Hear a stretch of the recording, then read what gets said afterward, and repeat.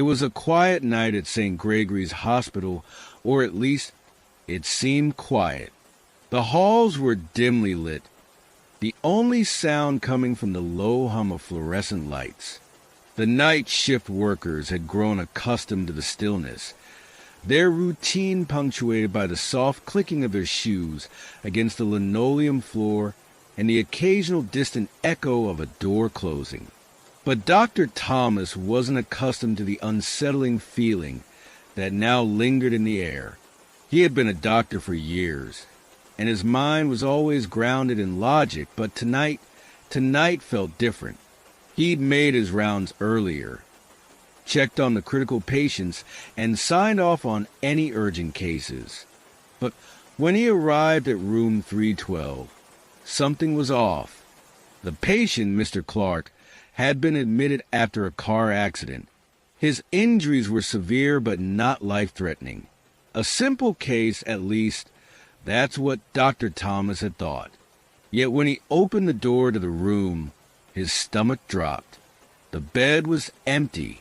The sheets were neatly pulled back, as if the patient had gotten up and left the room. But the monitors, they were still running, tracking Mr. Clark's vitals as if he were still lying there. The steady beat of his heart rate echoed in the room, strangely soothing and ominous at once. Dr. Thomas checked the rest of the room in a panic, his eyes darting across every corner. No signs of a struggle, no indications that anyone had tried to escape or was hiding. The door was locked from the inside, and the window was sealed tight. How could Mr. Clark have disappeared? Frantically, he stepped into the hallway and called out to the nurses. "Has anyone seen Mr. Clark? Room 312 is empty." But the hall was silent. No one answered. The feeling in the air was growing heavier, more oppressive. A chill seemed to settle into the bones of the building, a coldness that didn't belong. Dr. Thomas continued down the corridor, his footsteps echoing through the long, sterile hallway. As he approached the elevator, he caught a glimpse of something in the corner of his eye, a figure, standing motionless in the shadowed corner. It was Mr. Clark, or at least it looked like him. The man stood with his back to Dr. Thomas, his body unnaturally still, his posture wrong, as though he were waiting for something or someone. "Mr. Clark?" Dr. Thomas called out, his voice shaky. The figure didn't respond. Dr. Thomas approached cautiously, his heartbeat pounding in his chest. As he got closer, he noticed something strange. The skin of Mr. Clark's face was pale, drained of color, and his eyes were wide open but lifeless, blank. His body was rigid, like a statue. "Mr. Clark, are you all right?" Dr. Thomas asked again, though the answer was already obvious. He reached out, placing a hand on the patient's shoulder, and that's when it happened. Without warning, Mr. Clark's head jerked back too far too fast. His neck twisted in an unnatural angle, and his eyes locked onto Dr. Thomas. But these weren't the eyes of the man he had treated hours before. These eyes were darker, colder, and filled with a malevolent force that sent a shiver down his spine. The figure opened its mouth, but it wasn't the voice of Mr. Clark that came out. "Help me." The voice was a low, guttural rasp, something that shouldn't have been possible from a human throat. Dr. Thomas recoiled in horror, stumbling back as the figure slowly moved toward him. It was wrong. Everything about it was wrong. His legs felt like lead as he tried to run, but the figure followed, its movement jerky and unnatural, like a marionette controlled by invisible strings. As he reached the door, Dr. Thomas looked back, his breath ragged, his pulse racing. The figure had stopped just at the threshold. It was staring at him now, silent, its eyes glowing faintly in the dark. "Why won't you leave?" Dr. Thomas whispered, his voice barely audible. But the figure didn't answer. It just stood there, watching him, as the door slowly swung shut. Dr. Thomas couldn't shake the feeling that something was deeply, irreparably wrong with that room, as if Mr. Clark's body had never truly left. But neither had his spirit. Was Mr. Clark still alive? Was that even him anymore? Or had something beyond explanation, taken his place? The answer remains hidden, locked away behind the cold, sterile walls of St. Gregory's Hospital. And the question is, how many more stories like this are buried beneath those same walls, waiting to be uncovered? St. Gregory's Hospital had always been a place of healing, or at least that's what the world saw it as. But for those who worked the night shift, the hospital became something else, a place where the air felt too heavy, the silence too thick, a place where something wasn't right.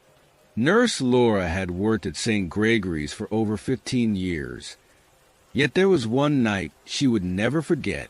It was a night that changed everything she thought she knew about life, death, and what lies between. It was the night Emily died, or at least that's what they thought. Emily was just 25, a young woman who came in for a routine procedure. The surgery had gone smoothly, or so the doctor said, but no one expected what happened next. Later that evening, Emily went into sudden cardiac arrest. Despite the best efforts of the medical team, the monitor flatlined and the heart stopped beating. The room fell silent. The doctors exchanged knowing glances, their faces grim. Emily was dead. There was no doubt. Nurse Laura stood by, watching as Emily's lifeless body was covered with a sheet. She'd seen it all before. Dead patients were nothing new in her line of work. But something about Emily's death was different. Something lingered in the air, an unsettling sensation that couldn't be ignored. As the night dragged on, the hospital returned to its usual rhythm, until Nurse Laura received a call she wasn't expecting. "Room 211. The family's here to see Emily," said the voice on the other end of the line. Emily's family had already been told of her death. So why were they back? Confused, Nurse Laura walked to room 211, the room where Emily had been declared dead only hours earlier. The hall was eerily quiet, the lights dim. As she approached the door, something felt off, too quiet, too still. She entered the room, and her heart skipped a beat. The bed was empty. The sheets, once neatly arranged, were now disheveled, as if someone had gotten up. There was no sign of Emily, no sign of anyone. Yet the monitors were still running. Her eyes went to the screens and she froze. Emily's vitals were still being tracked. The heart rate was steady, the breathing consistent. But how could that be? Emily was dead. There was no way her body could still be functioning. Nurse Laura stepped into the room, her mind racing. She checked the bathroom, the closet, and the bed again, as if searching for some explanation. But there was none. The room was silent, unnaturally so. That's when she heard it. A faint sound like a breath. A slow, deliberate inhale. She turned, her heart now pounding in her chest. And there she was, Emily, standing by the window, facing away from her, completely still. The girl who had been pronounced dead just hours ago, the girl who should have been lying cold in a morgue somewhere, was now standing in front of her, alive, yet not alive. Nurse Laura called out cautiously, "Emily?" No answer. She stepped closer, each step making the air feel colder, heavier. As she approached, Emily slowly turned around. But it wasn't Emily's face she saw. It was something else, something hollow.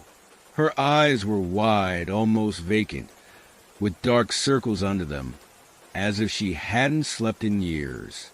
Her skin was unnaturally pale, more ghostly than human, and her lips moved, but no sound came out.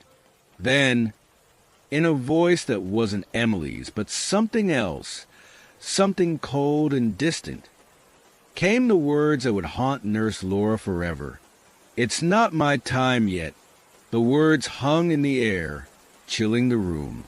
Emily's body swayed slightly, but her gaze never left Nurse Laura. It was as though she wasn't seeing her at all, but staring through her into a place no one could reach. Nurse Laura's throat went dry. Her legs froze. Her instincts screamed at her to leave, but she couldn't move. Emily was dead. She had to be dead. But here she was, standing, breathing, but not alive. Emily's head tilted, as if studying Nurse Laura from a distance. And then the air in the room turned cold, almost unbearably so. The lights above flickered, casting long, haunting shadows across the walls. "Help me," Emily whispered, the sound barely audible. "I can't leave." The words hit like a physical blow. Nurse Laura took a step back, her breath coming in short, panicked gasps. She needed to get out of the room. She needed to get away.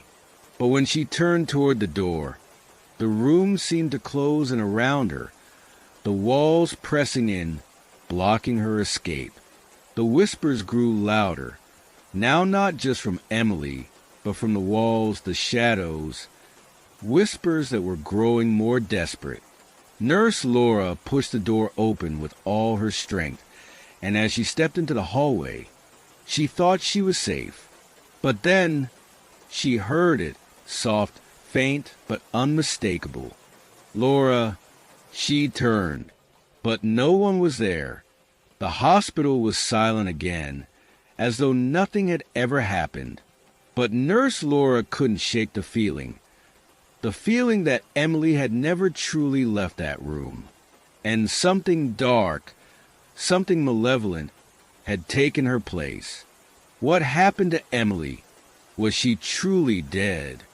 Or had something taken her spirit, her soul, long before the doctors even realized? Why did she return? Was it a mistake, or was she forever trapped in that room, unable to escape? The hospital may have closed its doors on her story, but Nurse Laura knows the truth. Something remains in room 211, and whatever it is, it's still waiting. Some nights, St. Gregory's Hospital seemed alive in ways no one could explain. The walls whispered with secrets. The floors creaked with stories that had never been told. And for Dr. Michael West, the night shift had always been a lonely affair, until one night, when the hospital decided to reveal its darkest secret. Drive West was new to St. Gregory's, having just joined the team a few months ago. He had heard the rumors about the hospital, whispers of strange happenings, odd occurrences in the dead of night, but he had dismissed them all. He was a man of science, after all. Everything had a logical explanation, or so he thought.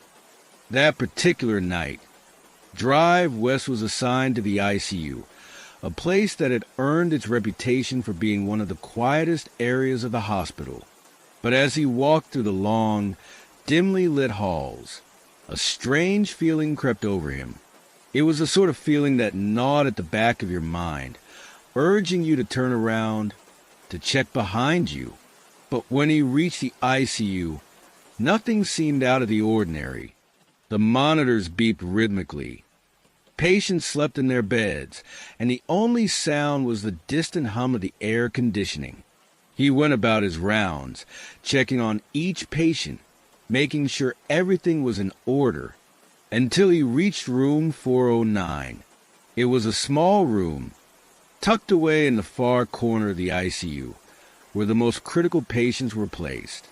The patient in room 409, a man named William, had been in a coma for nearly 6 months after a horrific car crash.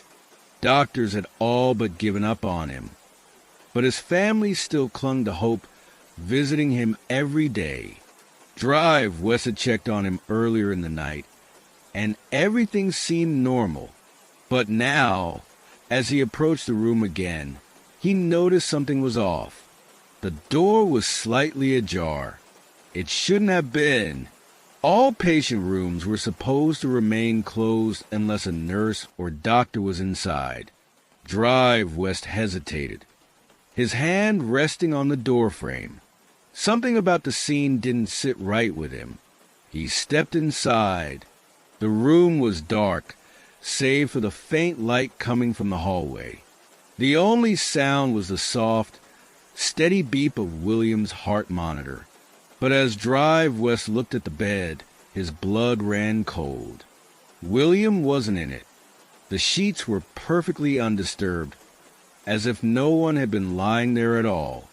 Drive West checked the floor, the bathroom, the closet, nothing. No sign of the patient. It was as if William had vanished into thin air. Panic gripped his chest. He rushed to the monitor and stared in disbelief. The readings were still normal, as though William was still there, still alive. But the bed was empty. He turned around quickly, his heart pounding, and that's when he saw it. A figure, standing in the corner of the room, barely visible in the dim light. Drive West's breath caught in his throat. The figure was tall, draped in a long, dark coat. The face was obscured, hidden in shadows. But there was something eerily familiar about the shape. The figure didn't move, didn't speak, just stood there, watching. "Who's there?" Drive West called out, his voice shaky. No answer. He took a cautious step forward, his hand reaching for the light switch. As he flicked it on, the figure vanished. Gone, as if it had never been there at all. His heart raced as he scanned the room again. There was no one. The door was still ajar, the bed still empty. But the air was different. It felt colder now, heavier, as if something or someone was still present. He quickly checked the hallway, but it was empty. No one had passed by. No one could have entered the room without him noticing. Drive West's mind raced as he tried to make sense of what had just happened. Was it a trick of the light? Was he imagining things? But the feeling in the room, he couldn't shake it. It was as though the presence, the figure, was real, and it was still watching him. He hurried to check the patient log for room 409. His eyes scanned the page, searching for any explanation. But then, something caught his eye, a note written in a hurried, trembling hand. Patient William hasn't moved in months. His family hasn't visited since the accident. He died last week. Drive West froze. The note wasn't signed by any staff member, nor did it match any other handwriting in the hospital. It was as if it had appeared out of nowhere, added to the log without anyone noticing. What did it mean? Had William really died? Was the figure he saw in the corner his ghost, lingering in the room where his body should have been? As Drive West walked out of room 409, the lights flickered above him. For a brief moment, everything went dark, and then, as if nothing had happened, the lights returned. But he knew he couldn't ignore it any longer. The hospital held secrets, and some of those secrets were far darker than he had ever imagined. What did drive West really see that night? Was it the ghost of a patient who had never left? Or was something more sinister at work within the walls of St. Gregory's Hospital? How many other secrets does this place keep hidden, waiting for someone to uncover them? One thing is for sure. Whatever happens in St. Gregory's, it doesn't stay hidden for long. Every night at St. Gregory's Hospital, the silence felt like a living, breathing thing. It crept through the halls, seeping into every room, every crack in the walls.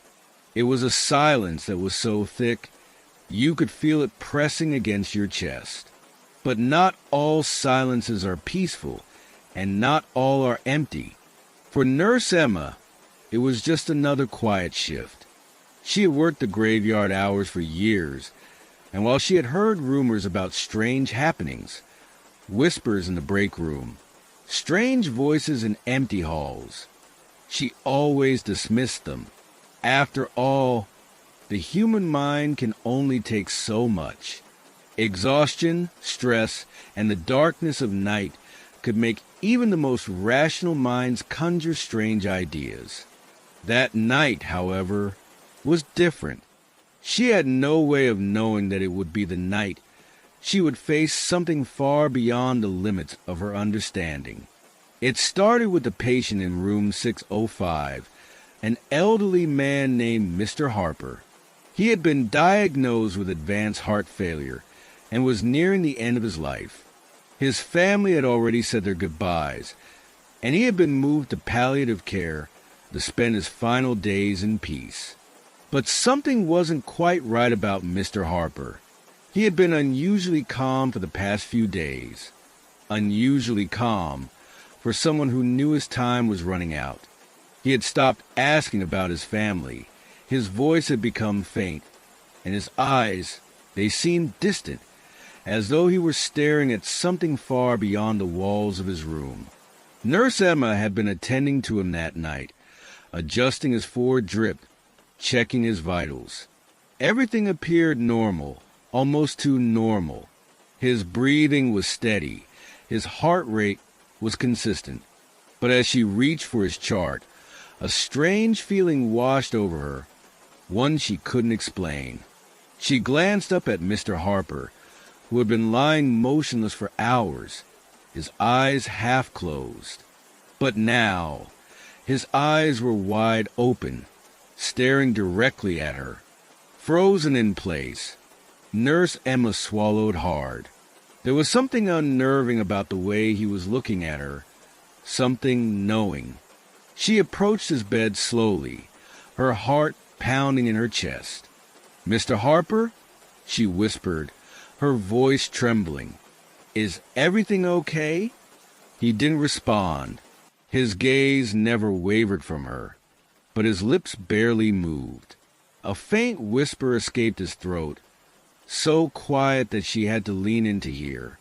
"It's too late." The word sent a chill down Nurse Emma's spine. She leaned in closer, trying to understand what he meant. But as she did, the room seemed to grow colder, and the faint hum of the monitors started to flicker. "Mr. Harper, are you in pain?" she asked, her voice now barely audible. His eyes flickered for a moment, then he closed them. The beeping of the monitors suddenly stopped. The room grew even colder. Nurse Emma's breath caught in her throat as she checked the heart monitor. The screen was blank, completely still. She quickly checked his pulse, but there was none. Mr. Harper had flatlined. He was gone. But then something happened. The lights above flickered, and the room grew even darker. Nurse Emma looked around the room, the hairs on the back of her neck standing up.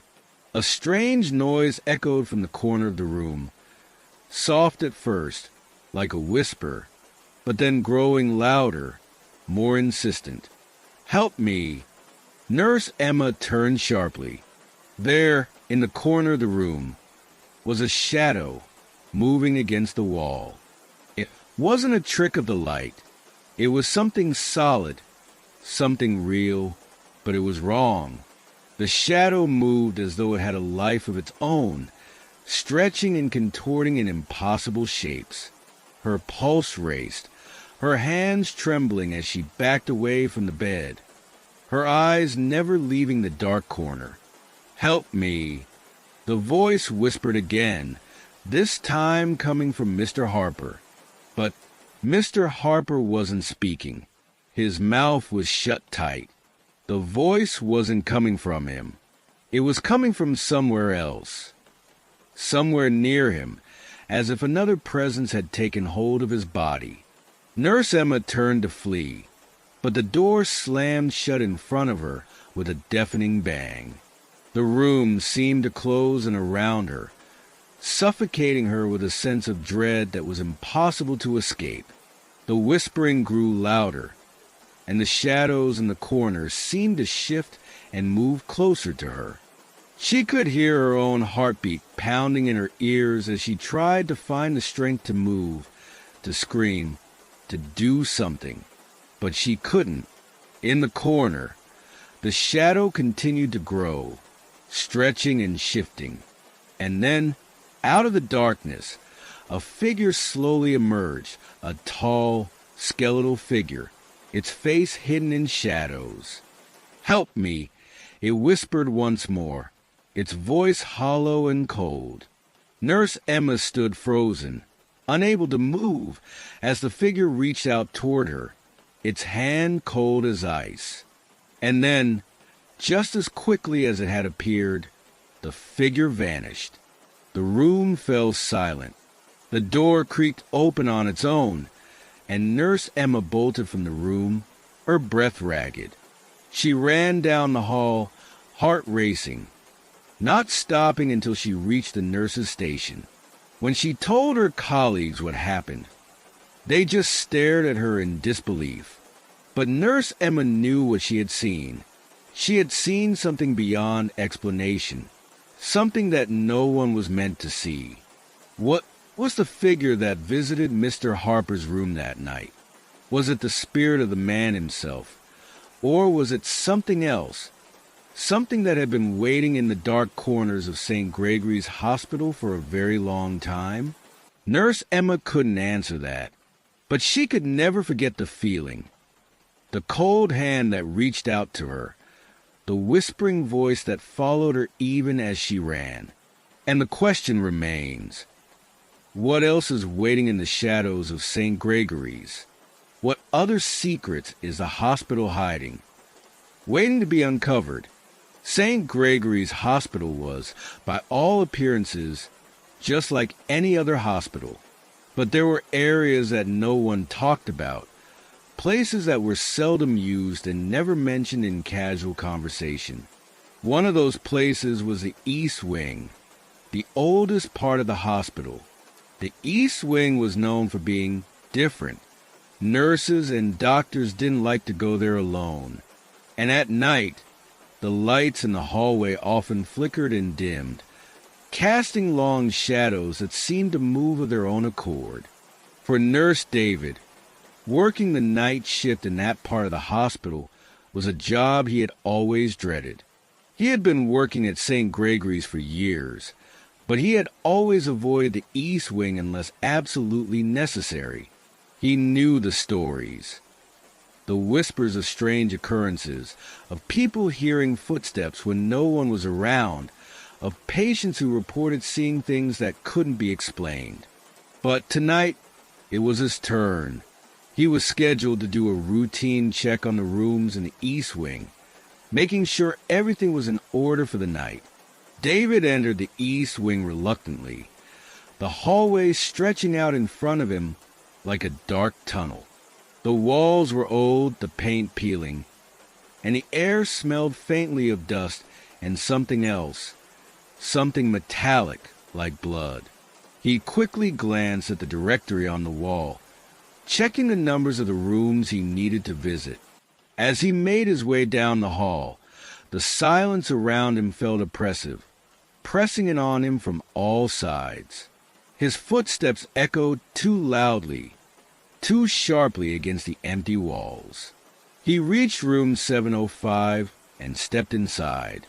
The patient in the room, an elderly woman named Mrs. Harris, was asleep, her breathing steady and calm.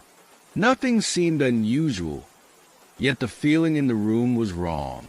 The air felt too still, as though it was holding its breath, waiting.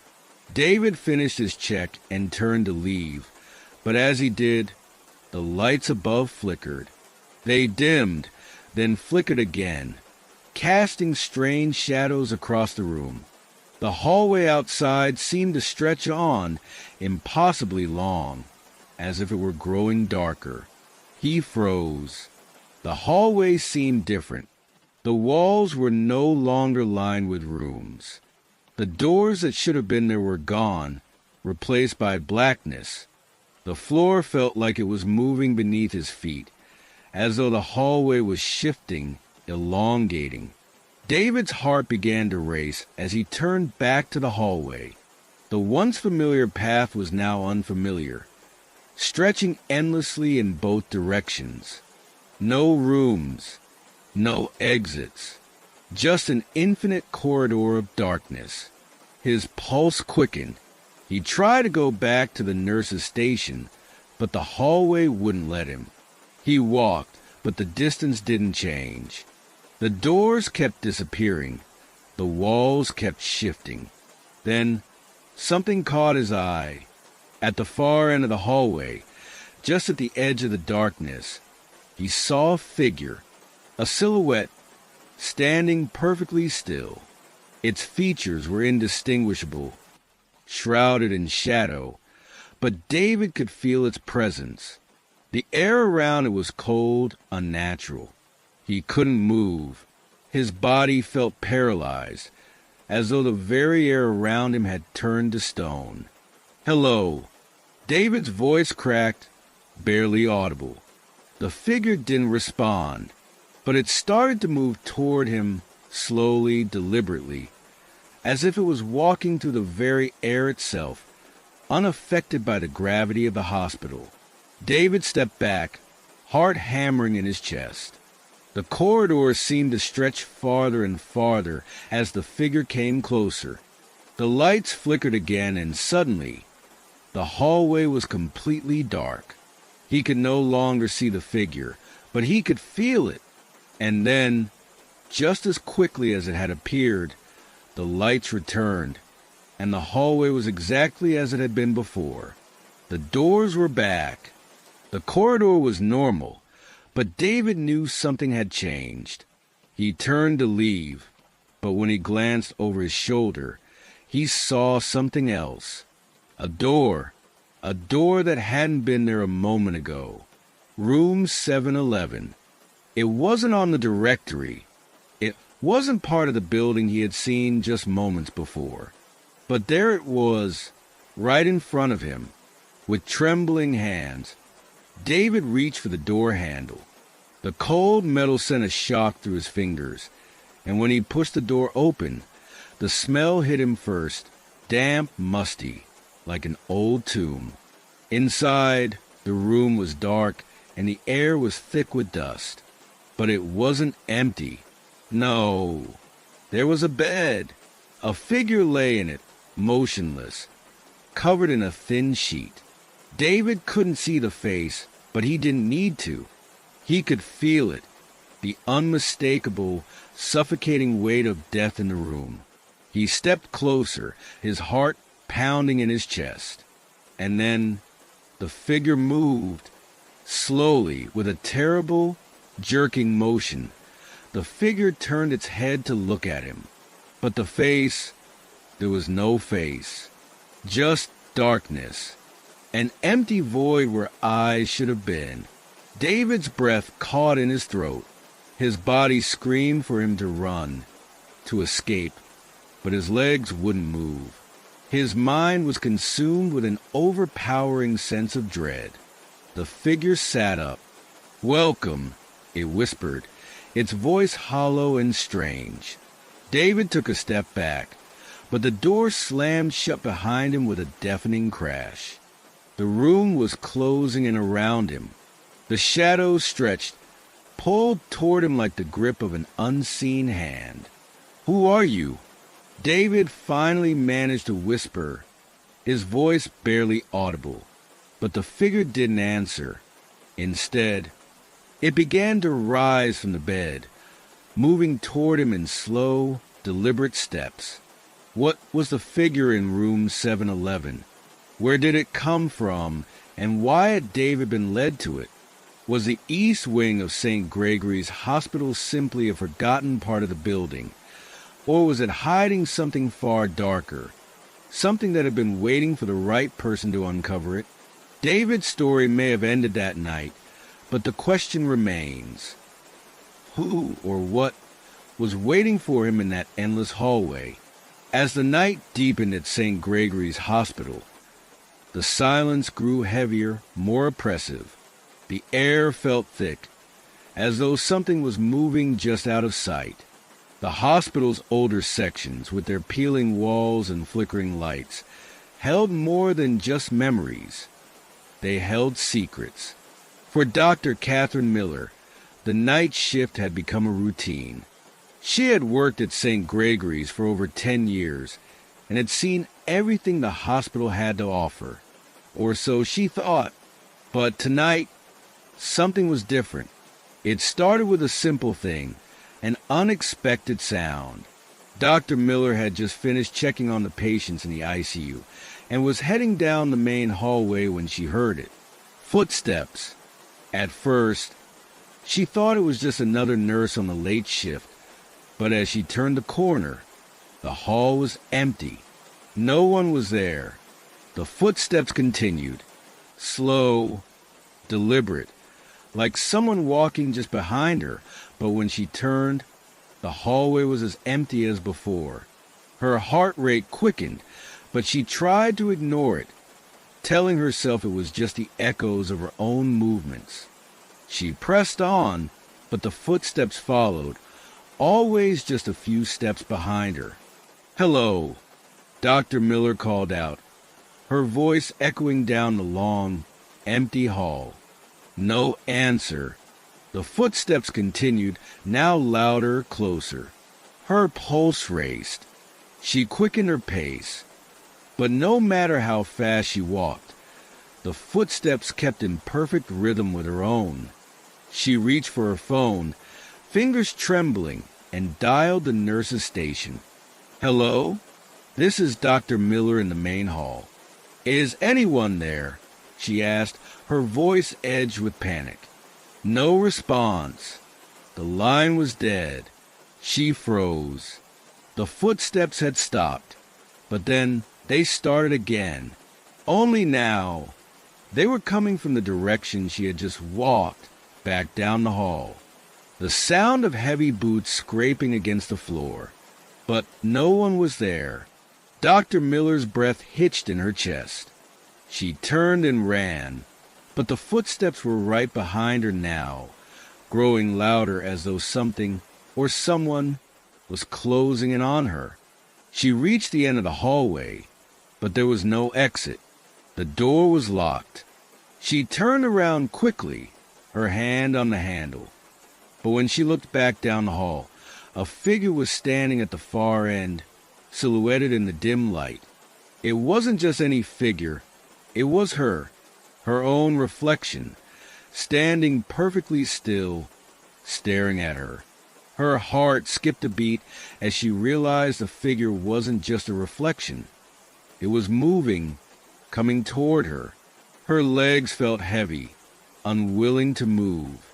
She stood frozen, her eyes locked on the approaching figure. The footsteps grew louder and louder, now deafening in the confined space. The figure came closer, and with each step, Dr. Miller could feel the air growing colder, the temperature in the hallway plummeting. Suddenly, the figure stopped. It stood just in front of her, its face hidden in shadow. But she knew it wasn't her. It was something else, something dark. Dr. Miller opened her mouth to scream, but no sound came out. Her body refused to obey. The figure reached out, its hand cold as ice, and touched her arm. The touch burned through her skin, as though it was searing her from the inside out. She gasped, her vision fading as the world around her began to warp and twist. And then, in a single, horrible moment, everything went black. What was the figure that stalked Dr. Miller down the hall that night? Was it a ghost, a reflection of something darker, or was it something even more sinister? Was the hospital truly just a place of healing, or was it hiding something far more terrifying within its walls? Dr. Miller may never know, but one thing is certain. There are things in the shadows of St. Gregory's that no one can escape.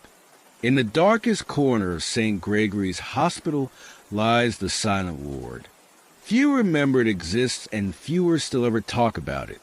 But those who work there, those who have seen its depths, know better than to question its mysteries.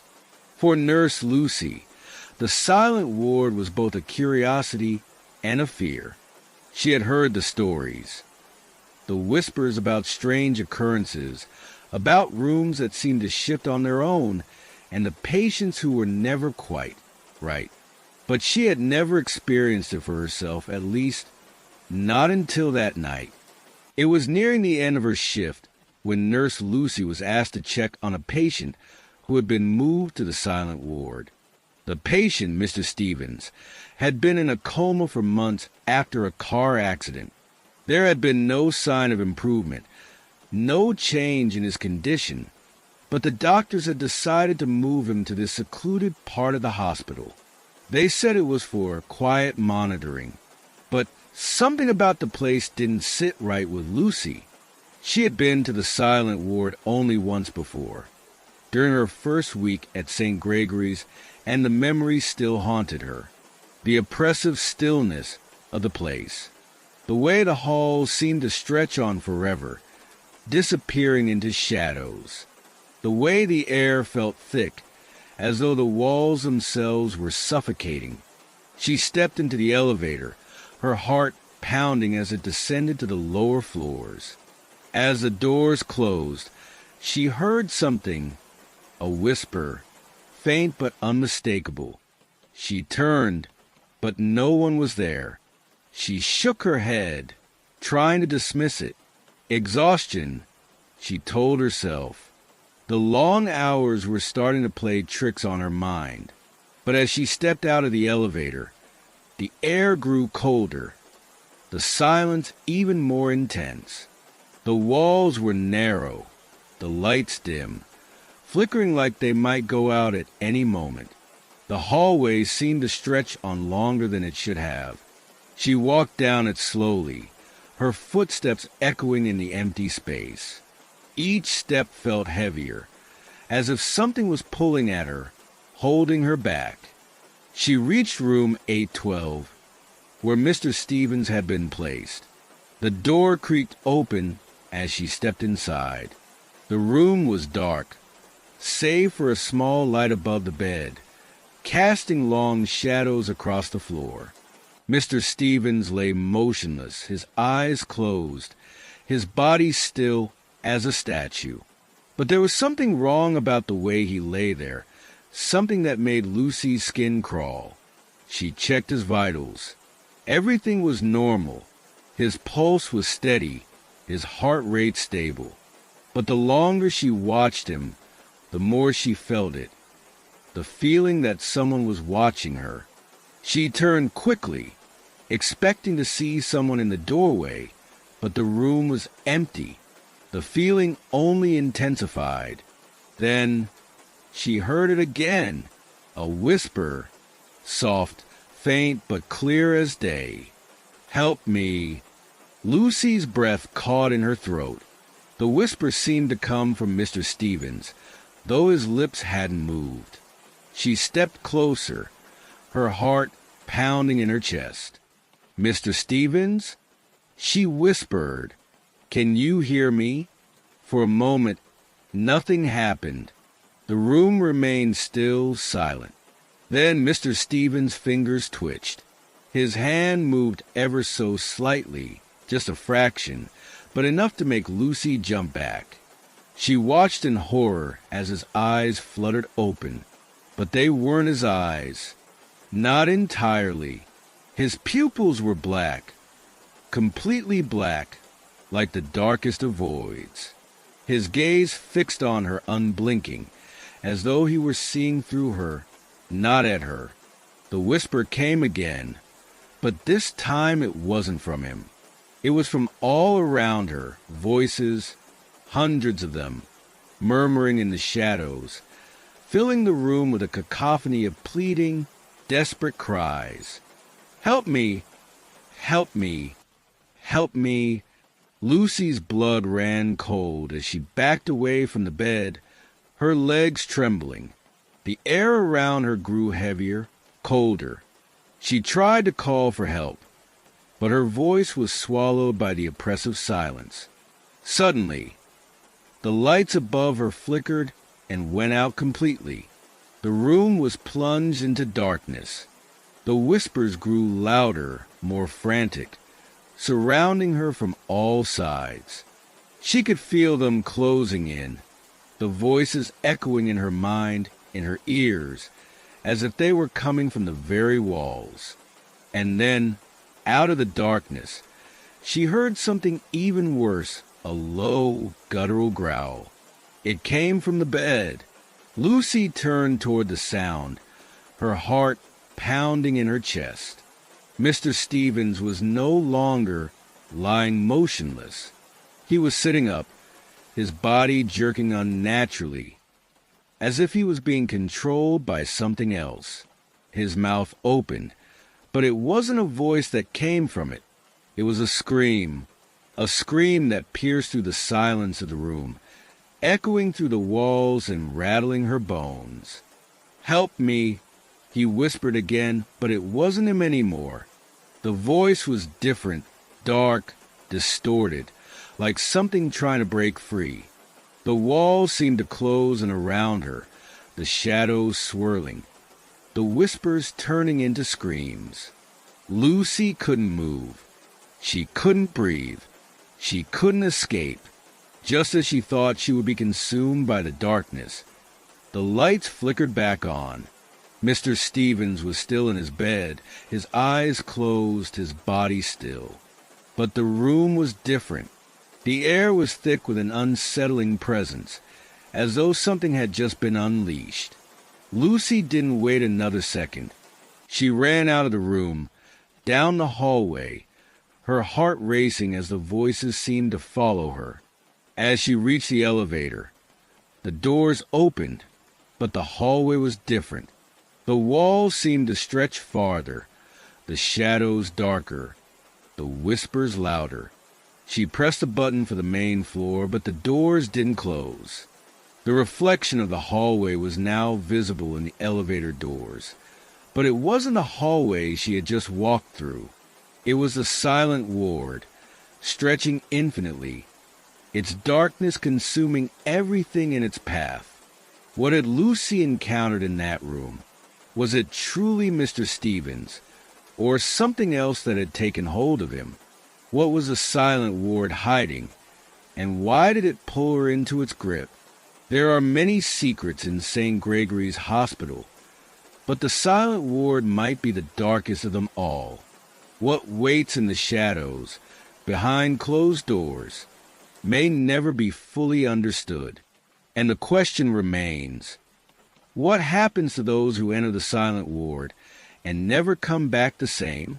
Nurse Lucy never spoke of what happened in the silent ward. No one ever asked. The hospital continued its routine day after day, as though nothing unusual had ever happened. But Lucy couldn't shake what she had seen, or what had seen her. In the weeks that followed, she couldn't escape the feeling that the ward, that room, was still calling to her. Sometimes, when she closed her eyes, she saw the black void of Mr. Stevens' eyes staring back at her, that desperate whisper still echoing in her mind. Help me, help me. And it wasn't just the memories of that night that haunted her. It was the whispers that followed her wherever she went, in every room, in every empty hallway. No matter where she went in St. Gregory's, it felt as though the walls were whispering her name. The shadows were watching her. One evening, after her shift ended, Lucy found herself standing outside the hospital. It was late, the streets were empty, and the world felt still. She tried to shake off the unease that had taken over her, but it clung to her like a second skin. As she walked toward her car, she heard it again, a whisper, soft at first, barely audible, but unmistakable. Help me. She froze. The voice wasn't coming from behind her. It wasn't coming from the hospital either. It was coming from the woods. She turned her head slowly, staring into the dark trees that lined the edge of the hospital grounds. The whisper grew louder, more desperate, and then, for the first time since that night, Lucy understood. The silent ward wasn't just a place in the hospital. It was a place that followed you, a place that bled into the world beyond the hospital's walls, a place where something dark and ancient waited forever. And Lucy knew then that she could never truly leave St. Gregory's. Not while the shadows still followed. Not while the whispers still called her name. Whatever had been awakened that night in the silent ward had followed her home, and it was never going to let her go. Is St. Gregory's just a hospital, or is it a doorway to something darker? The truth, perhaps, is lost in the shadows, waiting for the next curious soul to wander too far. As for Nurse Lucy, she learned the hard way that some places are meant to remain undisturbed, and some stories are better left untold. But even as we close this chapter, one thing remains certain. The whispers never stop, and the darkness is always waiting.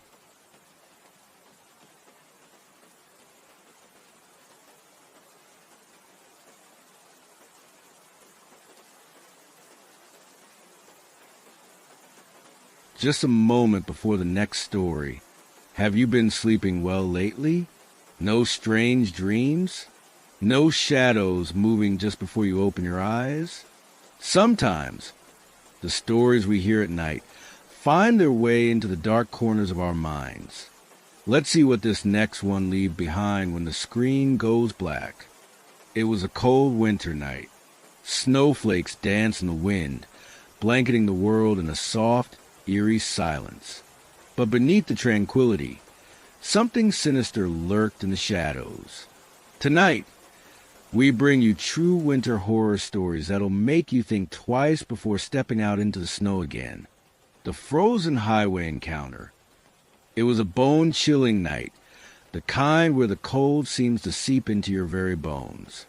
Snowflakes, like tiny shards of ice, whipped around in the wind, creating an eerie blur of white in the darkness. On this night, the world seemed frozen in time. The roads were deserted. The only sounds a crunch of tires on snow and the occasional gust of wind rattling the trees along the highway. A lone driver, a man in his early 30s, had just left a small town in the northern wilderness. His car was the only one on a long stretch of road, isolated by miles of thick forest. The headlights cut through the dark, casting long shadows in every direction. It had been hours since he'd seen another soul on the road, but there was something more unsettling than just the silence. The temperature had been dropping steadily since he left, and his breath fogged up the windshield. He had the heater on full blast, but it barely made a dent in the cold that seemed to hang in the air like a heavy fog. His hands gripped the steering wheel tighter, trying to keep his mind focused. He'd been on roads like this before, remote, desolate, and dangerously cold. But tonight felt different. Suddenly, in the distance, he saw something. A figure, a person standing alone on the side of the road. He blinked, rubbed his eyes, and then looked again. The figure didn't move, not even when his headlights hit it directly. It was too far to make out clearly, but the way it stood there, so still, sent a chill down his spine. He slowed the car down instinctively. Was it someone in trouble? Maybe a hitchhiker? Or worse, someone stranded after a crash? As the car rolled to a stop, the figure remained motionless. The driver hesitated. He rolled down the window slightly, the frigid air biting at his skin as he called out, "Hey, you need help?" No response. The driver frowned. The figure didn't even flinch. He called out again, louder this time, but the person remained silent, unmoving. Something wasn't right. The stillness of the scene felt unnatural, as though the air itself held its breath. He glanced nervously at the rearview mirror, but the road behind him was still empty, just darkness and snow. He had to go. This wasn't right. With his heart racing, the driver hit the gas, speeding away from the eerie figure. But as he passed it, he stole one last glance through the side mirror. The figure was still standing there, watching him, but now its head slowly turned toward him. For a moment, everything went still. The world seemed to hold its breath. Then, the figure's eyes locked onto his. There was something deeply unsettling about the way it looked at him. Hollow, empty, almost as if there was nothing but darkness behind those eyes. The driver's breath caught in his throat, but he kept his foot pressed firmly on the gas. The figure's gaze lingered for just a moment longer before the man lost sight of it. His hands were clammy on the wheel as he sped down the road, his heart pounding in his chest. It wasn't until hours later, when he stopped at a diner in a nearby town, that he heard the story. The waitress, a middle-aged woman with tired eyes, casually mentioned how a man had crashed his car on that very stretch of road years ago. His body was never found, though the car was discovered abandoned in the snow, its windows shattered as if something or someone had torn through it. The driver went cold. The waitress went on, oblivious of the horror settling into the man's bones. She said that some of the locals had taken to calling that stretch of road the Frozen Highway. It wasn't the snow or the ice that made it so chilling, though. It was a figure, the one that some drivers said they saw standing by the side of the road, never moving, never speaking. It was always there, waiting, watching. And sometimes, just sometimes, it followed. The driver left the diner in a daze, his mind racing as he tried to shake the cold sweat that had settled on his skin. He couldn't stop thinking about the figure on the road, the hollow, empty eyes that stared right through him, and the feeling that he had narrowly escaped something far worse than a cold winter's night. But as he drove further, the thought lingered, gnawing at him. Could it have been a hallucination? Could he have imagined it? After all, it was freezing cold, the kind of cold that messes with your head, warping reality. Or was it something more? His mind began to replay every detail of that night. The figure, the stillness, the way it had turned its head slowly, unnervingly, as if it knew he was watching. Something told him it wasn't just a random hitchhiker or a lost soul. This felt different. This felt like a warning. As he continued down the highway, the night seemed to grow colder. The snowstorm from earlier had worsened, and the wind howled louder, whipping the snow into blinding sheets. The road was narrowing, the trees closing in on either side. He looked around nervously, but all he could see was the endless white of the snowstorm. The world reduced to shades of gray and white. Then suddenly something caught his eye. In the distance, through the swirling snow, he saw it again. The figure. It was standing by the road, just as it had before, unmoving in the blizzard. But this time, it wasn't far off. This time, it was much closer. So close. He could almost make out the shape of its tattered coat, the pale hands hanging at its sides. His pulse quickened, and his heart began to race as he instinctively slowed down.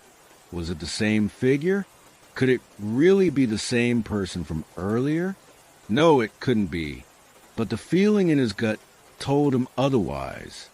As his headlights illuminated the figure, he could see that it was the same, exactly the same lifeless posture, the same hollow eyes. But there was one difference this time. As the car approached, the figure moved. Slowly at first, just a shift in its position. But then it took one deliberate step forward, and then another, and another. The driver's hands were shaking on the wheel now, his breath shallow. He had to do something. In a panic, he slammed his foot down on the gas pedal. The car shot forward, the tires screeching on the snow-covered road. But as he sped past the figure, he dared to look at it one last time. It was no longer standing still. It was following him. The figure, moving unnaturally fast, was walking toward the car, its feet seemingly gliding over the snow, leaving no footprints behind. It was closing the distance, and the driver's panic surged to a new level. His heart pounded in his chest as he looked back at the road, focusing on nothing but getting away. He couldn't outrun it. The road ahead seemed endless, the snow and wind closing around him. But no matter how fast he drove, the figure kept pace. It was always there, just behind him, walking in the same eerie, deliberate steps, its hollow eyes fixed on him with a terrifying intensity. After what felt like an eternity, the driver finally spotted the dim lights of a distant gas station. He pushed the car harder, his tires screeching against the icy pavement as he veered off the road and into the parking lot, slamming on the brakes. His hands trembled as he sat in the car, gasping for air, heart racing. For a moment, he thought he was safe. But when he dared to glance out the window, the figure was still there, standing just beyond the lights of the gas station, watching, waiting, and then, with one final horrific motion, it vanished into the blizzard. The driver sat frozen in the car, his breath coming in sharp, panic gasps as he stared at the spot where the figure had stood moments before. The snowstorm raged around him, the wind howling as though it too was trying to warn him. But there was no movement now, no sign of the figure, just the cold, relentless storm. For a long while, he didn't move. He couldn't. His entire body trembled with adrenaline and fear. Every part of him screamed at him to leave, to drive away as fast as possible. But he couldn't shake the feeling that if he did, the figure would follow him again. He'd never be able to escape it. Finally, he forced himself to step out of the car. His boots crunched in the snow as he approached the gas station's door, his hand trembling as he reached for the handle. The moment his fingers made contact, the door swung open with an unsettling creak, as though the building itself was alive, waiting for him to enter. Inside, the fluorescent lights flickered above, casting an eerie glow over the small, otherwise empty station. The clerk behind the counter looked up briefly, then went back to cleaning a glass. She didn't seem to notice the fear in his eyes or the panic that radiated off of him. She was used to travelers, especially in this remote part of the world. But to him, the place felt off, unnaturally still. He approached the counter, his voice barely a whisper. I saw something outside," he stammered, glancing back toward the window. A figure. It was following me. The clerk glanced up, her expression distant. She didn't seem surprised or even particularly concerned. She simply nodded, as if she had heard this story countless times before. "You're not the first to see it," she said flatly. her voice tinged with something colder than the snowstorm outside. The man blinked, unsure if he had heard her correctly. What do you mean? What do you mean I'm not the first?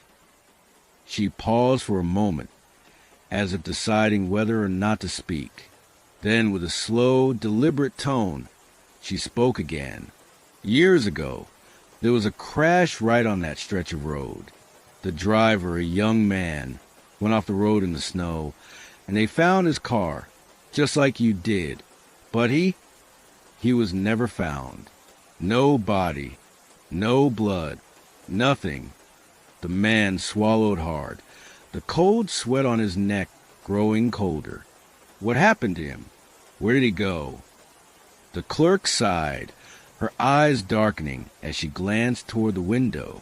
They say he's still out there, she murmured. They say he wanders the highway now, looking for someone to take his place. Take his place? The man repeated, his heart sinking. What does that mean? She looked at him then, her gaze sharp, as if she could see right through him. You saw him, didn't you? The figure, standing by the side of the road. He watches, waits for someone who's lost, someone who's alone. The man's throat tightened. He had seen it. He knew it, but he couldn't understand it. The clerk continued, her voice now a chilling whisper. They say when he chooses someone, they can never escape him. He'll follow you, always, and when he catches up, well, no one ever sees that person again. The room seemed to close in around him. He could feel the weight of her words pressing on him, the air thick with the unspoken truth. But he had to know. He had to ask. What happens when he catches them? What does he do? The clerk didn't respond right away. She simply looked at him, her eyes unreadable. Then, finally, she spoke, her voice barely a whisper, as if afraid to say it aloud. He takes you. You disappear, just like him, forever. A cold chill ran down his spine. He turned, his mind spinning, trying to process what he had just heard. But before he could make sense of it, he heard a sound from outside, a soft, distant crunching noise in the snow. He stiffened, his eyes darting to window. There, standing in the same place where the figure had been moments before, was the silhouette. It was him. He knew it without a doubt. The same lifeless, haunting figure, watching him, its hollow eyes glowing faintly in the darkness. The clerk, seeing his panic, gave him one last chilling warning. You can't run from him. It's too late. He's already chosen. The man stood frozen, his heart racing in his chest. He could feel the clerk's eyes boring into him, but his focus was entirely on the figure outside. The darkness seemed to swallow the world around it. But the figure remained, unblinking, unmoving, its gaze locked on him as if it could see straight through the walls of the gas station. For a moment, he couldn't move. The weight of her words echoed in his mind, drowning out everything else. He's already chosen. The wind howled outside, a violent gust slamming against the station's windows, rattling the glass like a warning. He didn't know how much time had passed, but it felt like an eternity, the air thick with dread. The figure outside took a step forward. The man's pulse quickened. He could feel his legs shaking beneath him. He wasn't sure if it was fear or the cold creeping into his bones, but it didn't matter. The figure was moving closer, each step purposeful, deliberate, the same hollow eyes never once leaving him. In a desperate, frantic motion, the man turned away from the window and dashed toward the door. He couldn't stay here. He couldn't face whatever that thing was.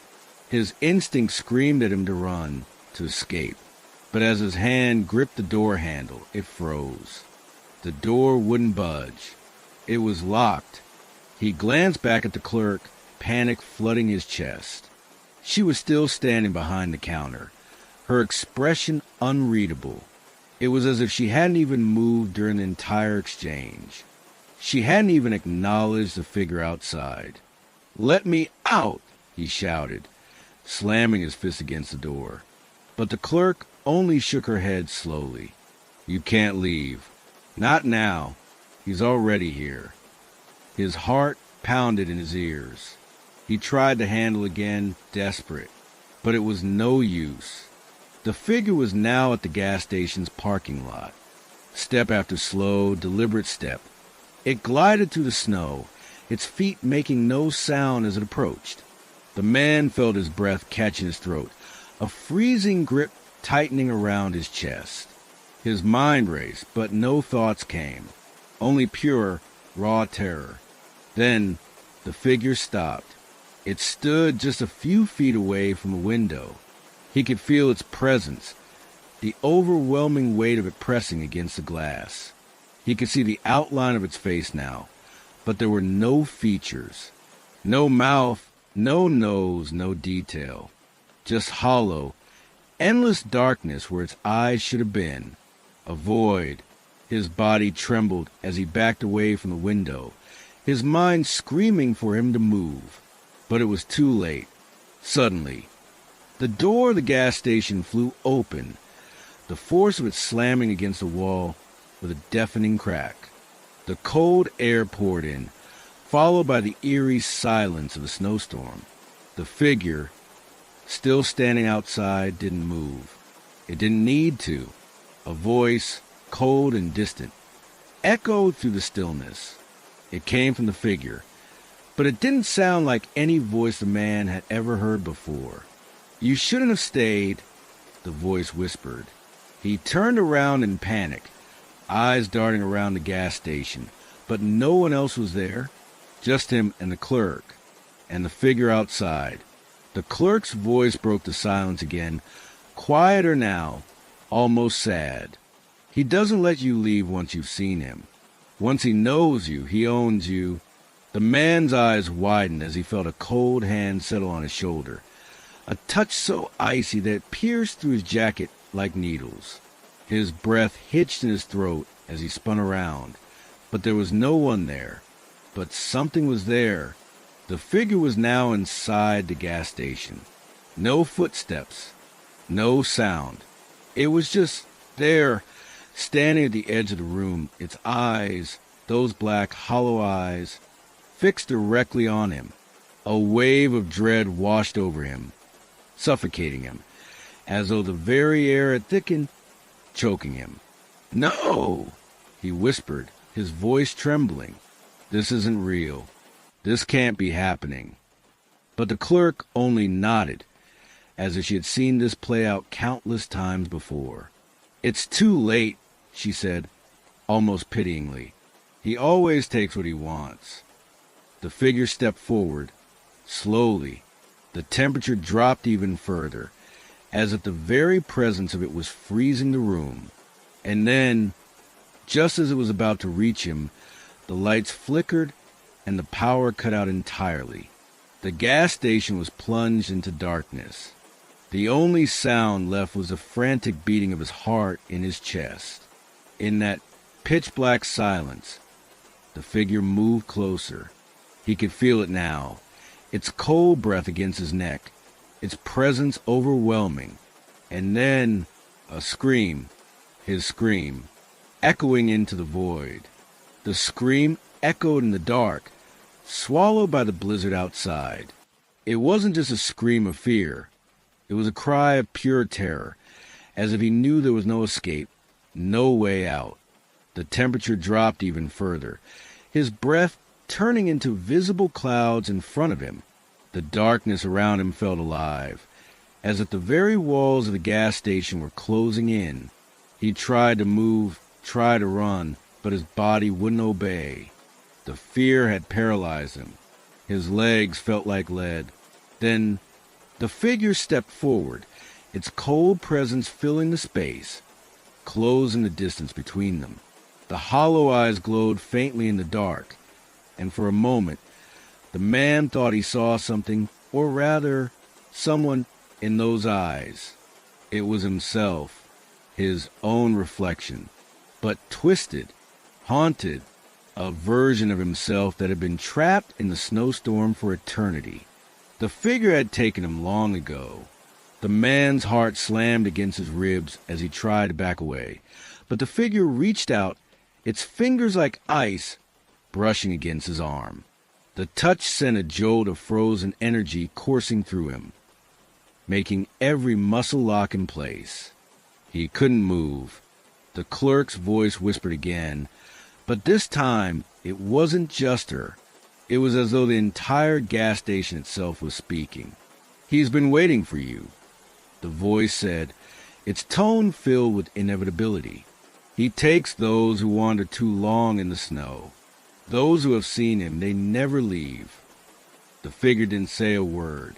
It didn't need to. Its presence was enough. The man's vision blurred as a coldness spread, creeping into his very soul. He could feel the ice freezing his thoughts, his memories, his very essence. He knew what was happening now. The figure wasn't just a ghost or a phantom. It was something far older, something tied to the land, to the snow, to the lost souls that had wandered too far, too long. And now he was one of them. In a final, desperate attempt, he tried to scream again, but the sound was lost, swallowed by the cold and the darkness. He opened his mouth, but nothing came out. The world around him began to fade, the light from the storm outside dimming as the snowstorm blurred everything. The figure reached out once more, and this time the man didn't resist. There was no need. His body had already surrendered to the cold. When the first light of dawn finally broke through the snowstorm, the gas station was quiet. Too quiet. The clerk was gone, and the tracks in the snow outside led to nowhere. The only sign of life was the abandoned car, sitting in the parking lot, its engine cold. The lights of the station flickered on for a moment before shutting off completely. Locals passing by would see the old gas station, nestled in the middle of nowhere, just as it always had been. They'd drive by, unaware of what had really happened that night. They wouldn't see the figure, standing just beyond the trees, watching, waiting. And the man, the one who had screamed into the void, he was gone, vanished, like the others before him. Just another lost soul in the snow. But the figure would wait, always watching, always waiting for the next lonely traveler to wander too far into the winter night. And when they did, it would take them too. How's the lighting in the room you're in right now? Dim? Flickering? Have you checked behind you in the last few minutes? No reason, just curious. This next story, let's just say it has a way of making quiet spaces feel different. As the night falls and the world grows silent, the guardians of our buildings, the doormen, remain alert. While most of us rest, they watch, they listen, and sometimes they witness things no one should ever see. The job of a doorman may seem simple, but some of them have experienced things that defy explanation. Tonight, for doormen share their most chilling encounters, things they've seen in the shadows, things that shouldn't be possible. These are stories you won't forget, because sometimes the night holds more than just silence. Story 1, The Visitor Who Never Left. I've worked as a doorman in an old building for over 5 years. It's not a glamorous job, but it's a steady one. The building is quiet, for the most part. Most tenants keep to themselves, and we only get a few late-night deliveries here and there. But one night, something happened that I'll never forget. It was around 3 a.m., and I was sitting at the desk, doing my usual rounds when the doorbell rang. I wasn't expecting anyone, but when I checked the security monitor, I saw a man stand outside the door. He was dressed in a dark suit, his hat pulled low over his face. He was looking down, not at the camera, just staring at the ground. I buzz him in, thinking he was just a visitor or a late-night worker. But when the elevator doors opened, I froze. The man was standing in the lobby, right where the elevator usually lets people out. His back was turned to me, and he was just standing there, motionless. I asked, "Can I help you, sir?" But he didn't respond. I walked toward him, and the closer I got, the more I felt something was wrong. There was an unsettling stillness to him. I tried again, this time louder. "Sir, can I help you with something?" Still nothing. He didn't even twitch. He was like a mannequin, perfectly still. At this point, I felt my heart rate increase. I turned to grab the phone and call the building manager. But when I looked back, he was gone. I checked the camera, the hallways, the elevator. Nothing. No sign of anyone. I even went up to the tenants' floors to see if someone was playing a prank. But no one knew anything about it. The strangest part? The next morning, one of the tenants mentioned seeing the same man at the elevator, exactly where I had seen him hours before. He said the man had asked about the building's history, then just vanished. But the thing is, I never saw him leave. I don't know what happened that night, but I'll never forget the feeling of watching that man stand in the lobby, waiting for something or someone, and never moving. Story 2. The Late Night Caller. I've worked as a doorman for a small building downtown, and one thing I can tell you is that things get very quiet at night. You get the occasional late-night delivery or a tenant coming home after a long day. But other than that, it's just the sound of the building settling, the hum of the elevators. But one night, I received a call that made my skin crawl. It was just past midnight when the phone rang. I picked it up, expecting it to be the usual, maybe a wrong number or someone asking about the building. But when I answered, there was nothing but static on the other end.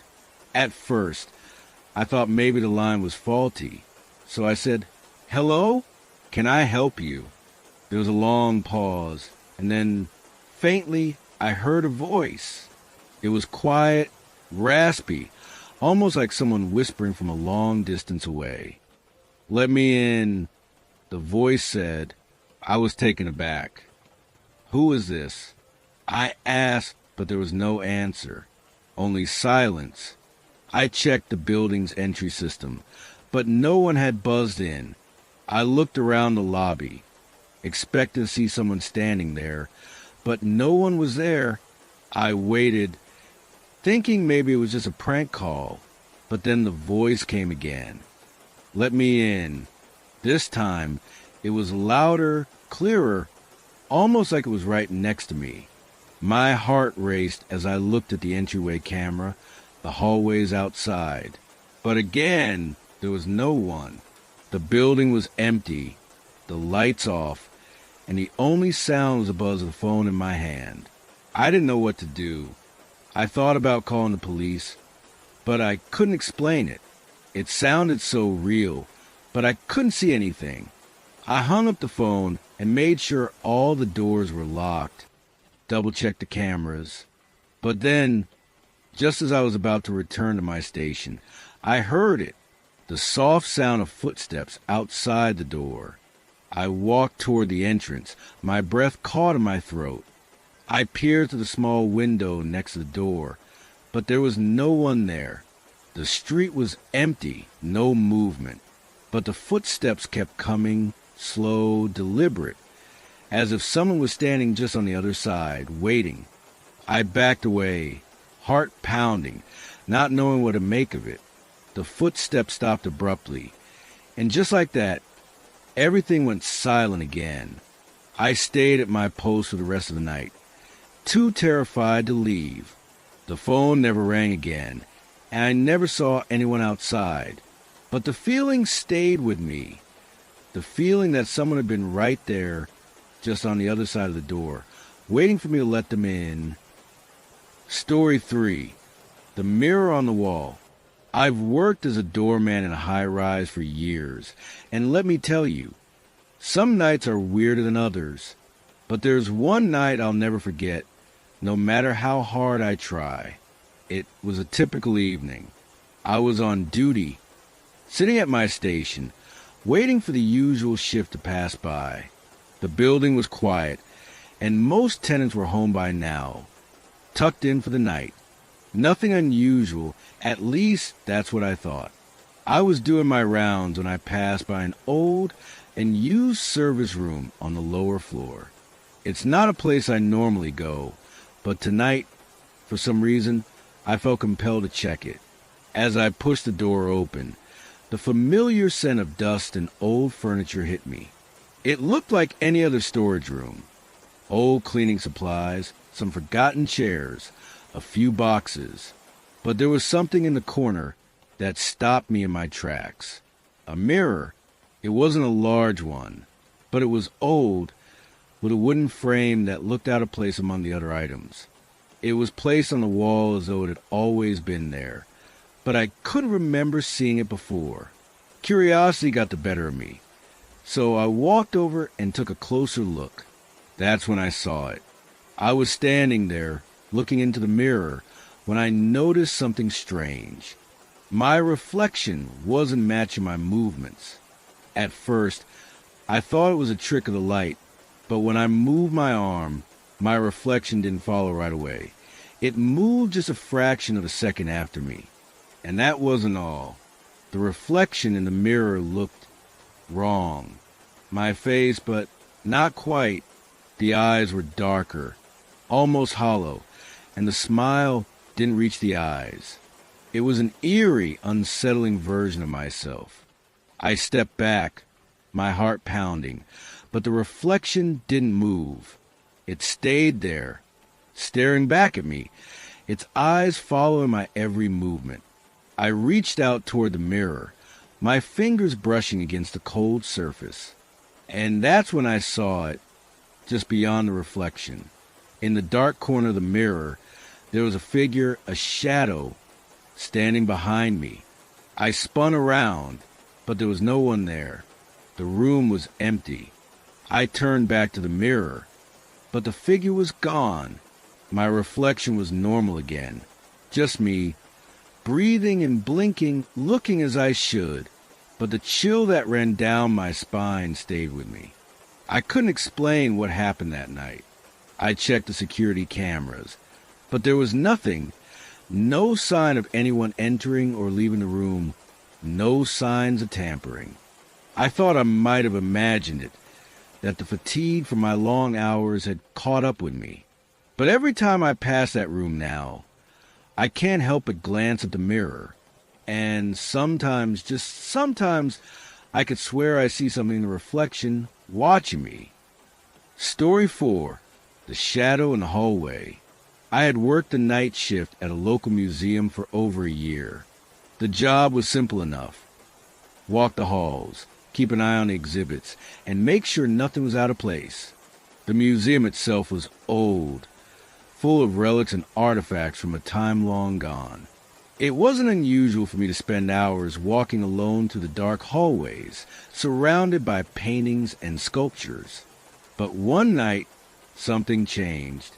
It started out as a quiet evening, the usual routine. I checked the security cameras, made sure the doors were locked, and did a sweep of the main hall.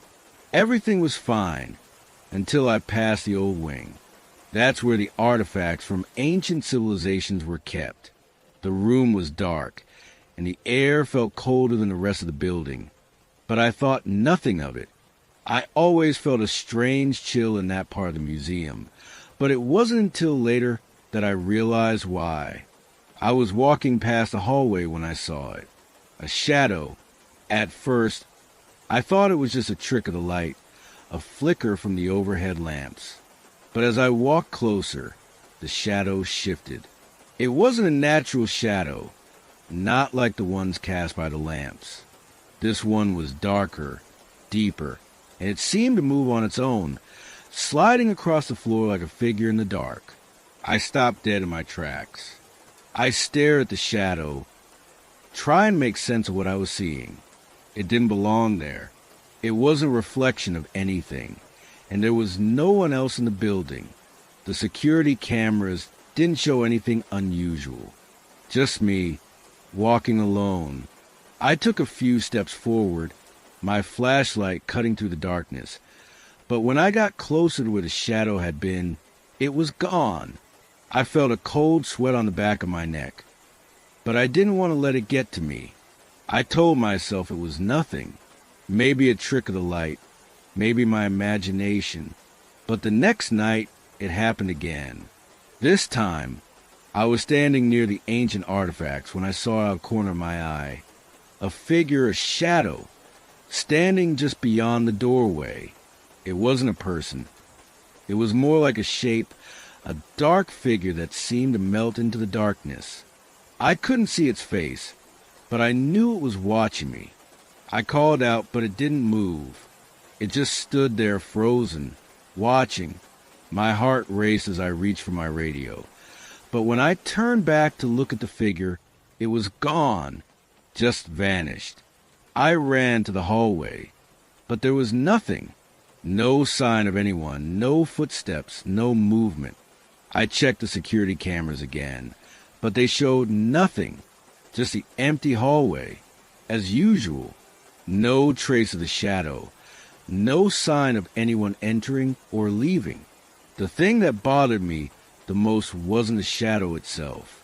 It was the feeling, the overwhelming sense that something was in the museum with me, something ancient, something that had been there long before I ever stepped foot in that building. I tried to tell my supervisor, but he laughed it off. "It's just the building settling," he said. "You're fine. Nothing's going on." But I know what I saw, and every time I walk past that hallway now, I can feel that someone or something is watching me from the shadows, waiting. Before we dive into the next story, just one question. Have you ever paused a video like this and felt like something didn't want you to finish it? Do you feel like someone or something is paying attention to you right now? Don't worry.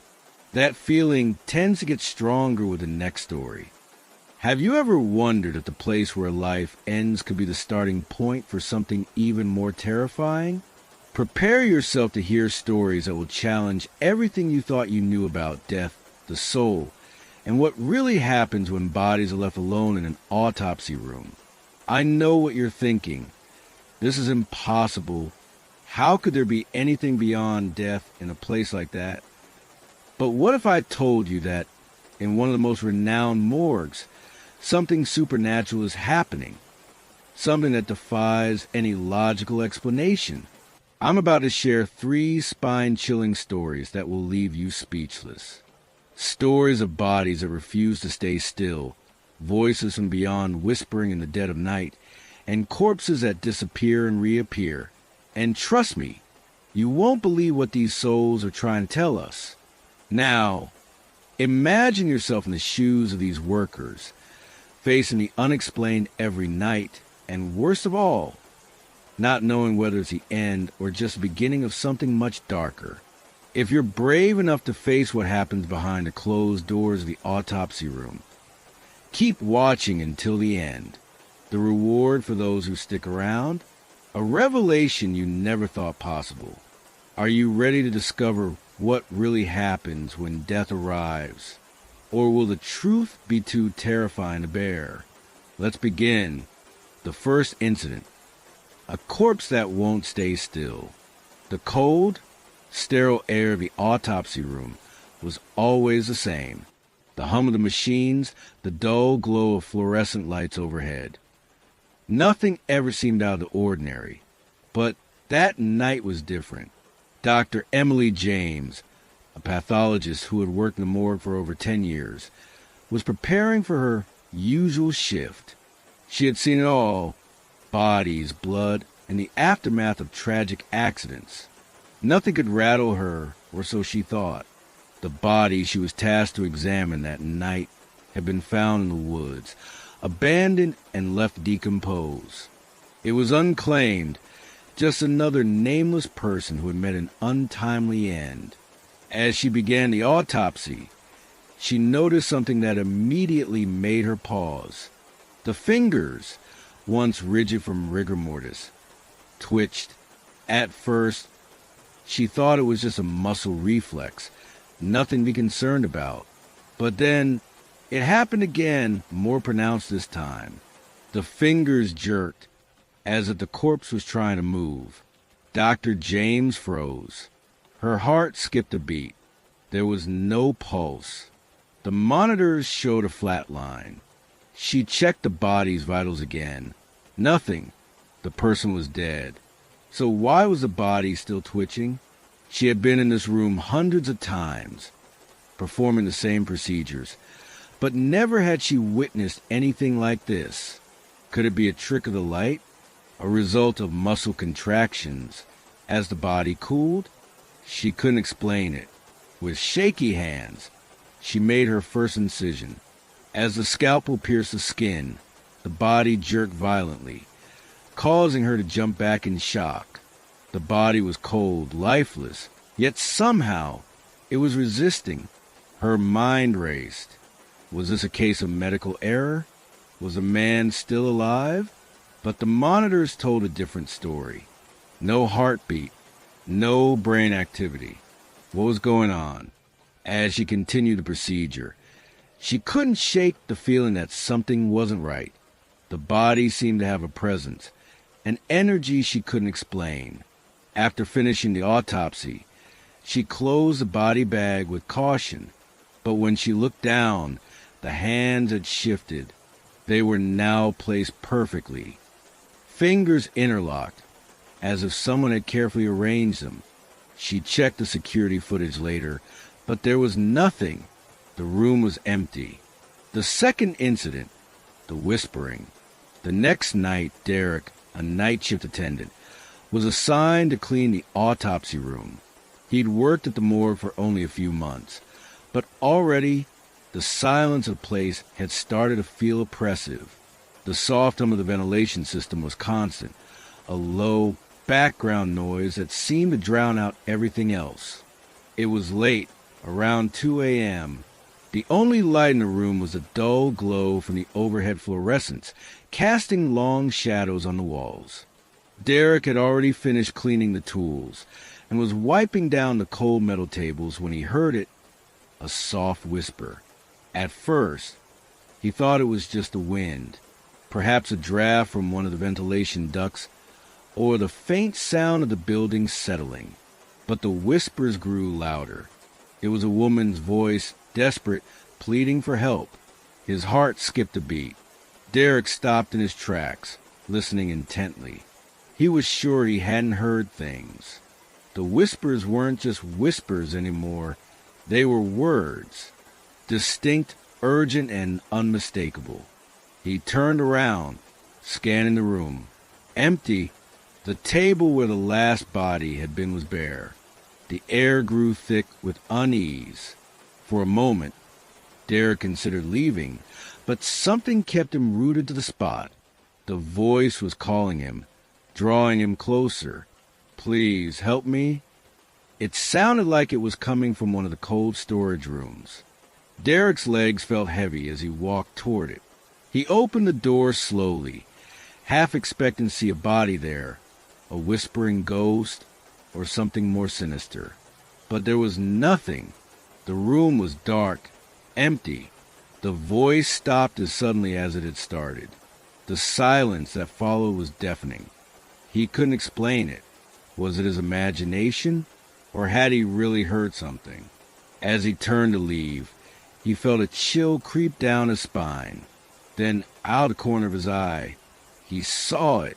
A figure, a shadow, standing at the far end of the hallway, just beyond the reach of the dim lights. Derek froze. The figure didn't move. It just stood there, watching him.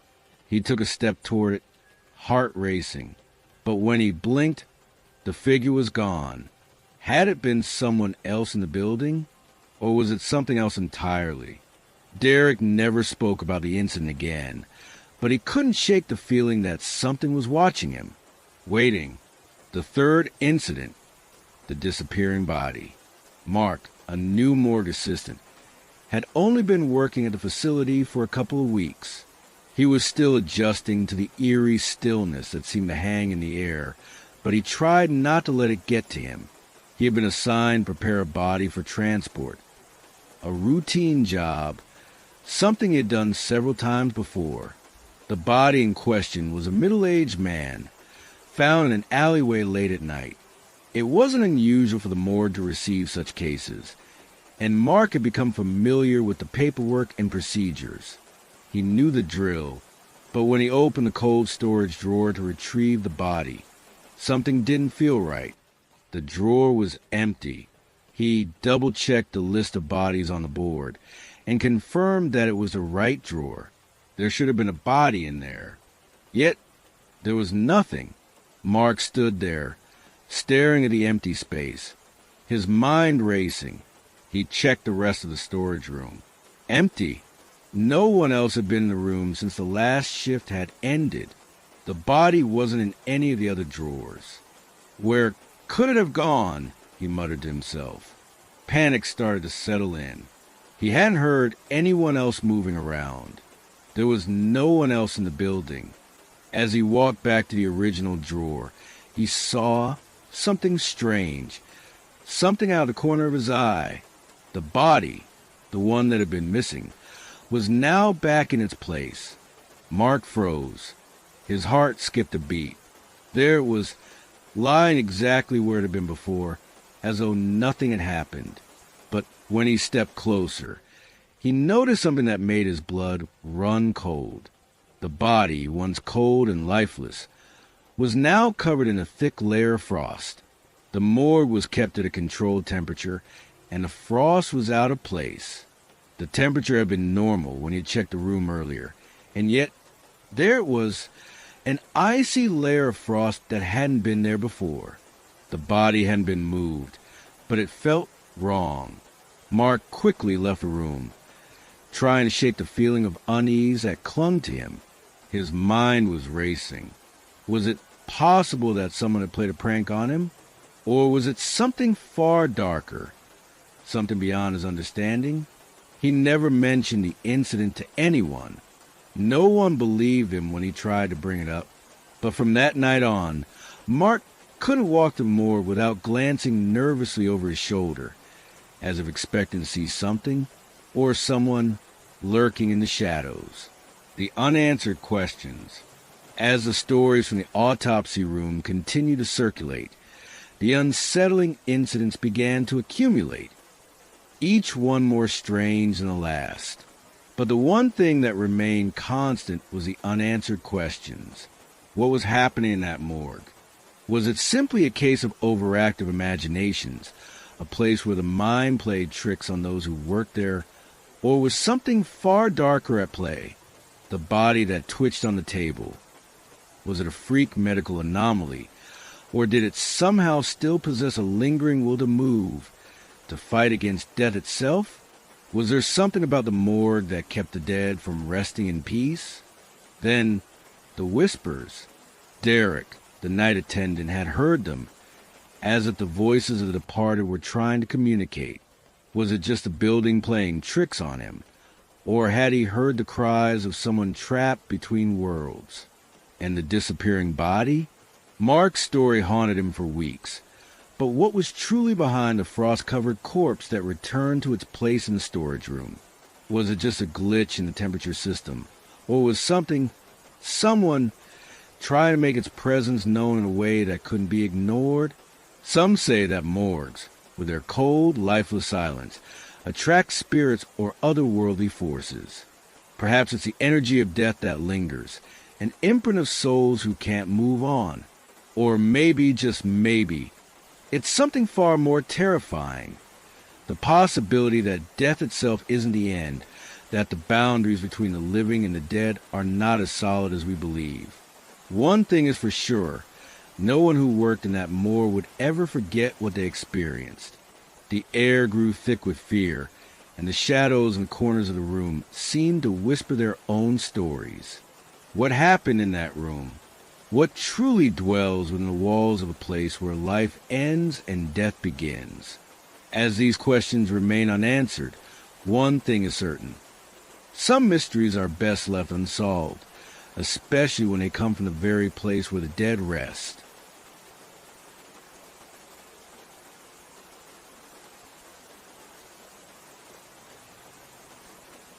Before we continue, just a thought. Have you ever noticed how some rooms feel different at night than they do during the day? Like the walls are listening, or the shadows are waiting for something? Maybe it's your mind playing tricks. Or maybe this next story will explain why. They say that some tombs are meant to remain undisturbed, but for a group of thieves, the call of the grave was too tempting to ignore. In the dead of night, they dug, their hands trembling as they unearthed what should have been left buried. What they didn't know, however, was that some secrets, especially those buried in the earth, are never meant to be unearthed. These grave robbers thought they were just after valuables, jewels, and trinkets that had long been forgotten. They didn't believe in curses or spirits. But when they stumbled upon an ancient tomb, sealed for centuries, they awakened something far worse than any treasure they could have imagined. One by one, the thieves began to vanish, their bodies turning up in the most horrific of ways. Some say it was just bad luck. But what if it wasn't? What if it was the curse of the tomb? A curse that had been waiting patiently for someone foolish enough to disturb it. What began as a typical grave robbery turned into a nightmare none of them could have ever prepared for. And now, the question isn't whether they will escape, but who will make out alive and who will be dragged into the ground with them. Tonight, we dive into the terrifying tale of the grave robbers who made the mistake of waking the dead. And believe me, this is one grave you don't want to open. But if you're brave enough to listen, stick around to hear the truth behind the curse that doomed them all. The night was thick with fog as the thieves gathered around the ancient tomb.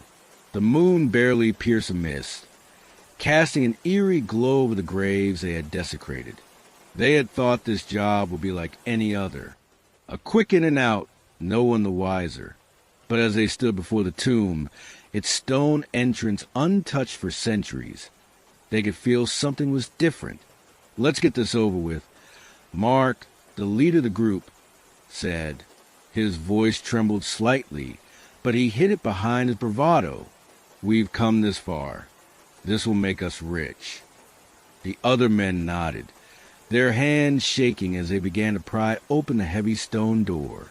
The sound of ancient stone scraping against stone echoed through the cemetery, sending a chill through their spines. It felt wrong, but the lure of riches overpowered any sense of hesitation. As the door creaked open, a gust of cold air rushed out, carrying with it the unmistakable scent of decay.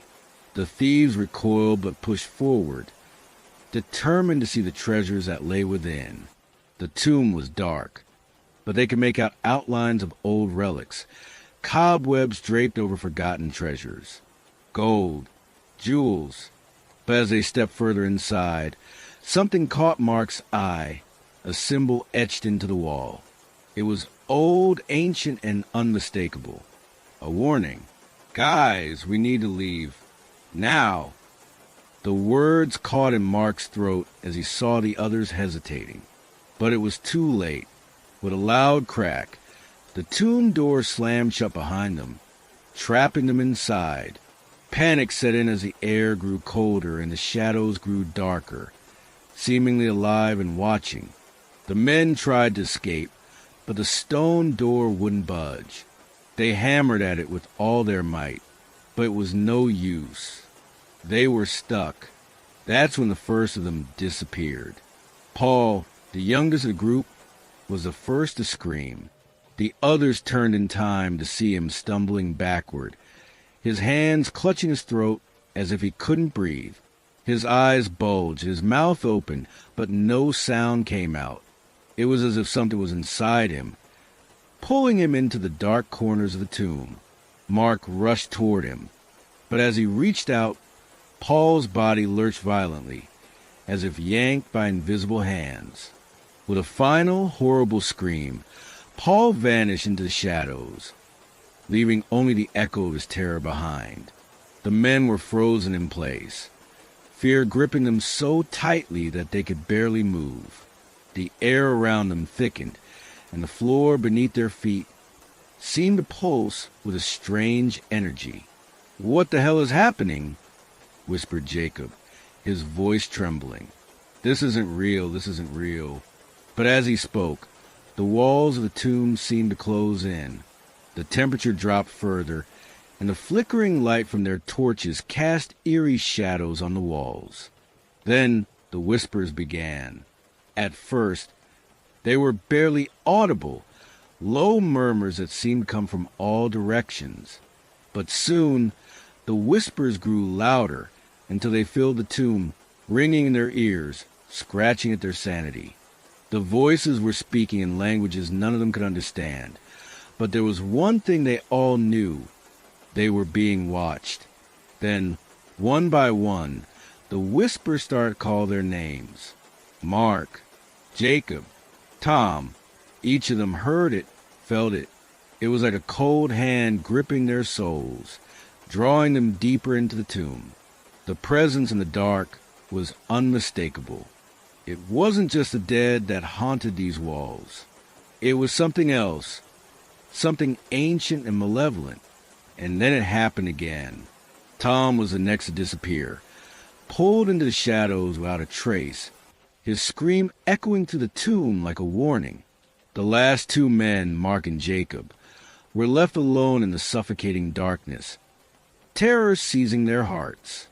Suddenly, the door that had once been sealed opened with a loud groan, but there was no light, no escape. "Run!" Mark shouted, grabbing Jacob's arm. But Jacob wasn't moving. His eyes were locked onto something, and when Mark turned to see what it was, he froze in horror. Standing before them, in the center of the tomb, was a figure, a man, or something that used to be a man. His skin was rotting, his eyes sunken deep into his skull. But the worst part? He was grinning, a twisted, impossibly wide grin that stretched from ear to ear. And in his hand, he held something, a key. "You woke me," the figure said, its voice deep and raspy, like the sound of 1,000 voices crying out at once. "And now you will join us." Mark tried to back away, but the tomb was no longer just a tomb. It was a prison. The walls closed in, and the darkness swallowed them whole. And then silence. The tomb was quiet once more. The whispers were gone. The presence faded. But when the first light of dawn broke over the cemetery, the tomb door was open once again. The grave robbers were gone. Their bodies were never found.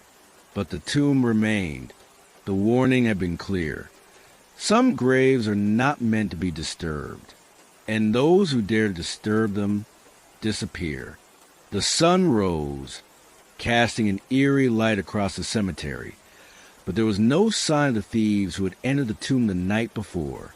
The graveyard, usually silent and undisturbed, now felt wrong, like something had shifted, something that couldn't be undone.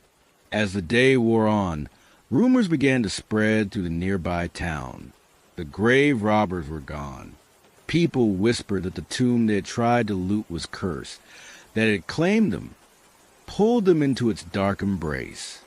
And though most dismissed it as superstition, there was one man who couldn't ignore the chilling connection. Detective Mark Davis had heard the rumors, but he wasn't one for believing in curses or ghosts. He was a man of reason, but when he got the call, his skepticism was tested. The cemetery keeper had found something that wasn't supposed to be there, a small weathered notebook. It had been buried beneath one of the graves, the very one the robbers had targeted. Inside, The pages were filled with strange symbols, handwritten notes in a language Detective Davis didn't recognize. At first glance, it looked like nonsense, but there was one part that caught his attention. It was a warning. They who disturb the resting will never leave. Their souls will become mine, to be dragged into the tomb with me. The earth will swallow them whole, and they will be lost forever. Davis scoffed. Superstition. But then he flipped to the next page, and his stomach turned. There in black ink was a list of names. The robbers' names. Mark, Jacob, Tom, Paul, and there was one more name, scrawled at the very bottom of the page. Detective Mark Davis. His blood ran cold. How could someone have known his name? He wasn't involved with the grave robbers. He wasn't even in town when they disappeared. But as he stared at the name written in the notebook, something stirred inside him. A creeping, gnawing sensation that he couldn't shake. Later that evening, he visited the cemetery, the notebook clutched in his hands. The air was thick, the trees whispered in the wind as he stood before the tomb, the one the thieves had foolishly disturbed. His flashlight flickered, and for a moment he thought he saw movement inside. The shadows seemed to shift, but when he looked again, the tomb stood still, silent, as it had for centuries. But as he turned to leave, he felt it, a chill, cold, and unnatural, seeping into his skin. He stopped, his breath catching in his throat as he heard a soft sound behind him, the unmistakable sound of footsteps. Slow, deliberate, Mark Davis's heart pounded in his chest as he turned around, his flashlight beam sweeping across the cemetery. But there was no one there. The shadows seemed to stretch, pulling at the edges of his vision. And then, just as he was about to walk away, he saw it, a figure. It was standing by the tomb, a tall, gaunt figure, its face hidden in the shadows. It was dressed in tattered robes, and its skin, if it could be called that, was pale, stretched tight over bones. The figure raised one long, bony hand, pointing directly at Davis. "You're next," it whispered, its voice cold and rasping, the words dragging through the air like nails on a chalkboard. Davis froze. His flashlight flickered again, and when it came back on, the figure was gone. But the whispers lingered. "You're next. Join us."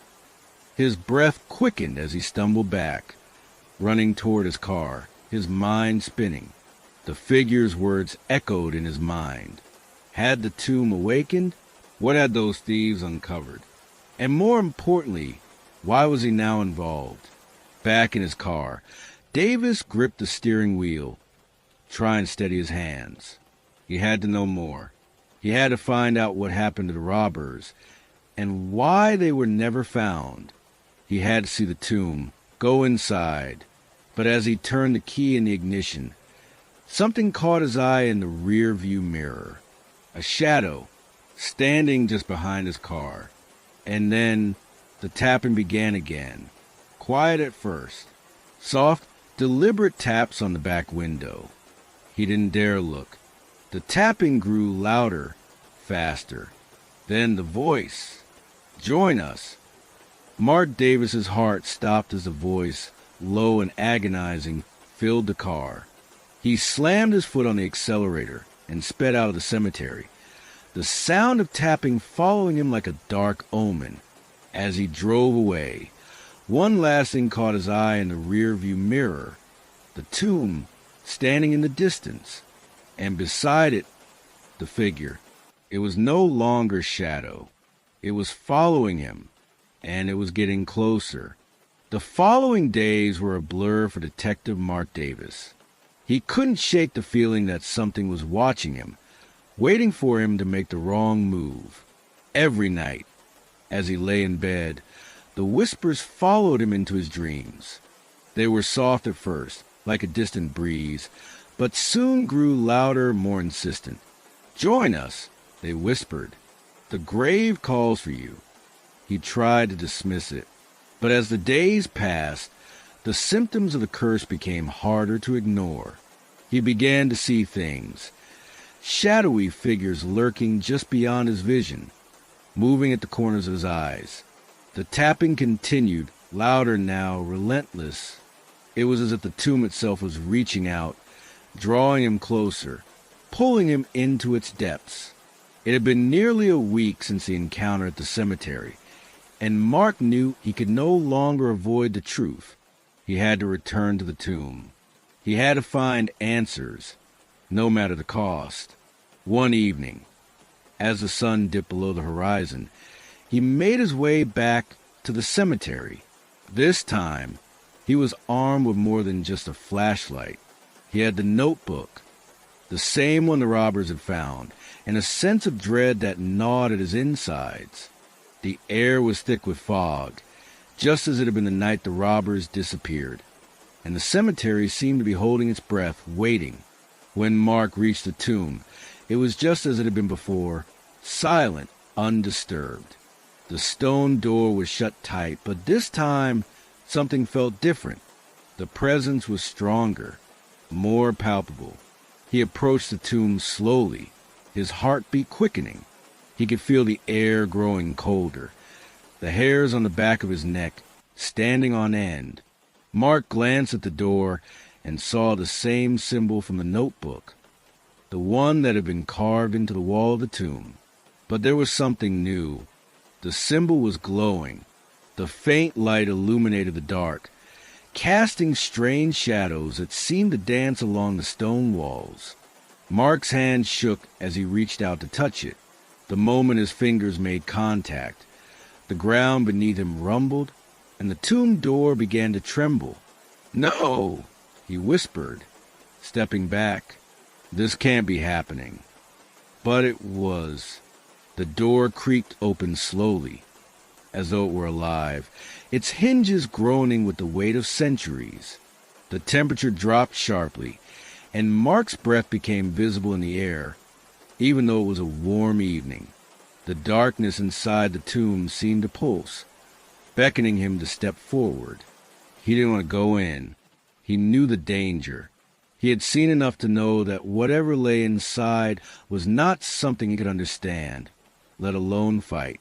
But the whispers, the relentless whispers, were growing louder in his head. They were demanding that he enter. "Join us." Mark swallowed hard. He couldn't fight it anymore. Whatever force was calling him had already taken root in his soul. With one last, desperate glance over his shoulder, he stepped inside. The tomb was colder than he could have imagined. The air was thick, filled with a musty scent that made him gag. He could hear the faint sound of shuffling in the distance, like footsteps echoing in the dark. His flashlight flickered as he walked deeper into the tomb, the beam catching on the glistening symbols carved into the walls, their designs shifting unnaturally in the light. The deeper he went, the stronger the presence became. It was suffocating, like the weight of the world was pressing down on him. He felt as though he were walking through a nightmare, one where the rules of reality no longer applied. And then he saw it. At the far end of the tomb, there was a pedestal, a large stone altar. On it lay an ancient chest, sealed with the same symbol that had been carved into the door. The chest was pulsing, as though something inside was alive. Mark's eyes locked onto it, and he could feel an overwhelming urge to open it, to discover what was inside. But then out of the corner of his eye, he saw movement. Figures, dozens of them, rising from the shadows, from the cracks in the tomb's walls. They were the same as the figure he had seen that night in the cemetery, the gaunt, rotting forms of the thieves. But there was something different about them now. They were no longer just shadows. They were real, solid, and they were moving toward him. Mark froze in terror as the figures surrounded him, their hollow eyes fixed on him. They reached out with skeletal hands, their mouths opening wide, but no words came out, only a soft, unnerving sound, the sound of bodies shifting, creaking like old bones. And then he heard it again, the voice now clearer than ever. "You woke us, now you'll join us." The figures reached out, grabbing at Mark, pulling him toward the altar. He struggled, but their grip was ironclad. As they dragged him toward the chest, he could see the faint outline of a figure emerging from the shadows, the one that had haunted him since the beginning, the figure with the key, the one that had cursed the robbers. It was smiling, and then, in a moment of horror, Mark realized the truth. He wasn't just a witness to the curse. He had become part of it. The tomb was not just a prison for the dead. It was a place where the living were transformed, trapped in the tomb forever, forced to become part of the darkness. As the lid of the chest opened, the last thing Mark saw was a figure's outstretched hand, beckoning him closer. And then everything went black. When Mark's consciousness returned, he was no longer sure where he was. He could feel the cold stone beneath him, the rough texture of the tomb's floor pressing against his skin. But his body didn't feel like his own anymore. His limbs were stiff, as if they were no longer capable of moving under his control. He tried to scream, but no sound came. His eyes opened slowly, adjusting to dim, flickering light that seemed to surround him. The tomb wasn't just a physical space. It was a twisted, shifting landscape that stretched in every direction. It felt as though it had no end, no walls, only a vast, empty void filled with shadows and whispers. The figures that had dragged him toward the altar were now standing around him, their empty eyes fixed on him with an unblinking gaze. They didn't speak, but their presence was suffocating. They were like an army of lost souls, condemned to roam the tomb forever. Mark tried to move again, but his body remained unresponsive. His hands twitched, and he realized that something was growing inside him. Something dark, something powerful. The presence was feeding on him, taking control, just like it had done with the grave robbers. He could feel it. His was slipping away, replaced by the cold, unfeeling grasp of the tomb. The whispers returned, louder than ever, echoing in his mind like 1,000 voices calling to him. "Join us," they said. "Become one of us." Suddenly, the shadows around him seemed to solidify, taking form. He saw the faces of the grave robbers, twisted, contorted, and eternally trapped in the tomb. Their bodies were no longer human. They had become something else. Their skin was decayed, their eyes sunken into their skulls, and their mouths hung open, frozen in agony. They were no longer individuals. They were part of the tomb now. "You will never leave," one of the figures whispered, its voice dry and cracked. "Once you're here, there's no escape. The tomb owns you." Mark's mind reeled. He knew what they were saying was true. He could feel it, his very essence being drained, his body becoming one with the darkness that surrounded him. He wasn't just trapped physically. He was becoming part of the tomb itself. He wanted to fight it, to resist, but the weight of the curse was too powerful. It was pulling him deeper, pulling him into the very heart of the tomb, where the darkness was thick and consuming. And then, through the oppressive shadows, he saw something. A figure, standing alone in the center of the tomb, shrouded in a cloak of darkness. Its face was hidden, but Mark could feel its presence. It was the figure from the cemetery, the one with the key, the one who had cursed the robbers. This figure stepped forward, and Mark could feel the cold air grow even colder as it approached. It moved with purpose, its presence commanding the room. The tomb seemed to quiet, the whispers fading as the figure's power took over. "You shouldn't have come here," The figure's voice echoed, low and menacing, yet oddly calm. But now that you have, there's no turning back. Mark's heart pounded in his chest. He wanted to speak, to beg for mercy, but his body betrayed him. His mouth refused to move, his words trapped inside. The figure raised its hand, and Mark felt a surge of energy rip through him. It wasn't pain, at least not in the way he had expected. It was a cold emptiness, as if his very soul was being siphoned out of him. He could feel his memories slipping away, his identity fading. He was becoming nothing more than another lost soul, another whisper in the tomb. "You've opened the door," the figure said. "Now you will join the rest of us. Forever."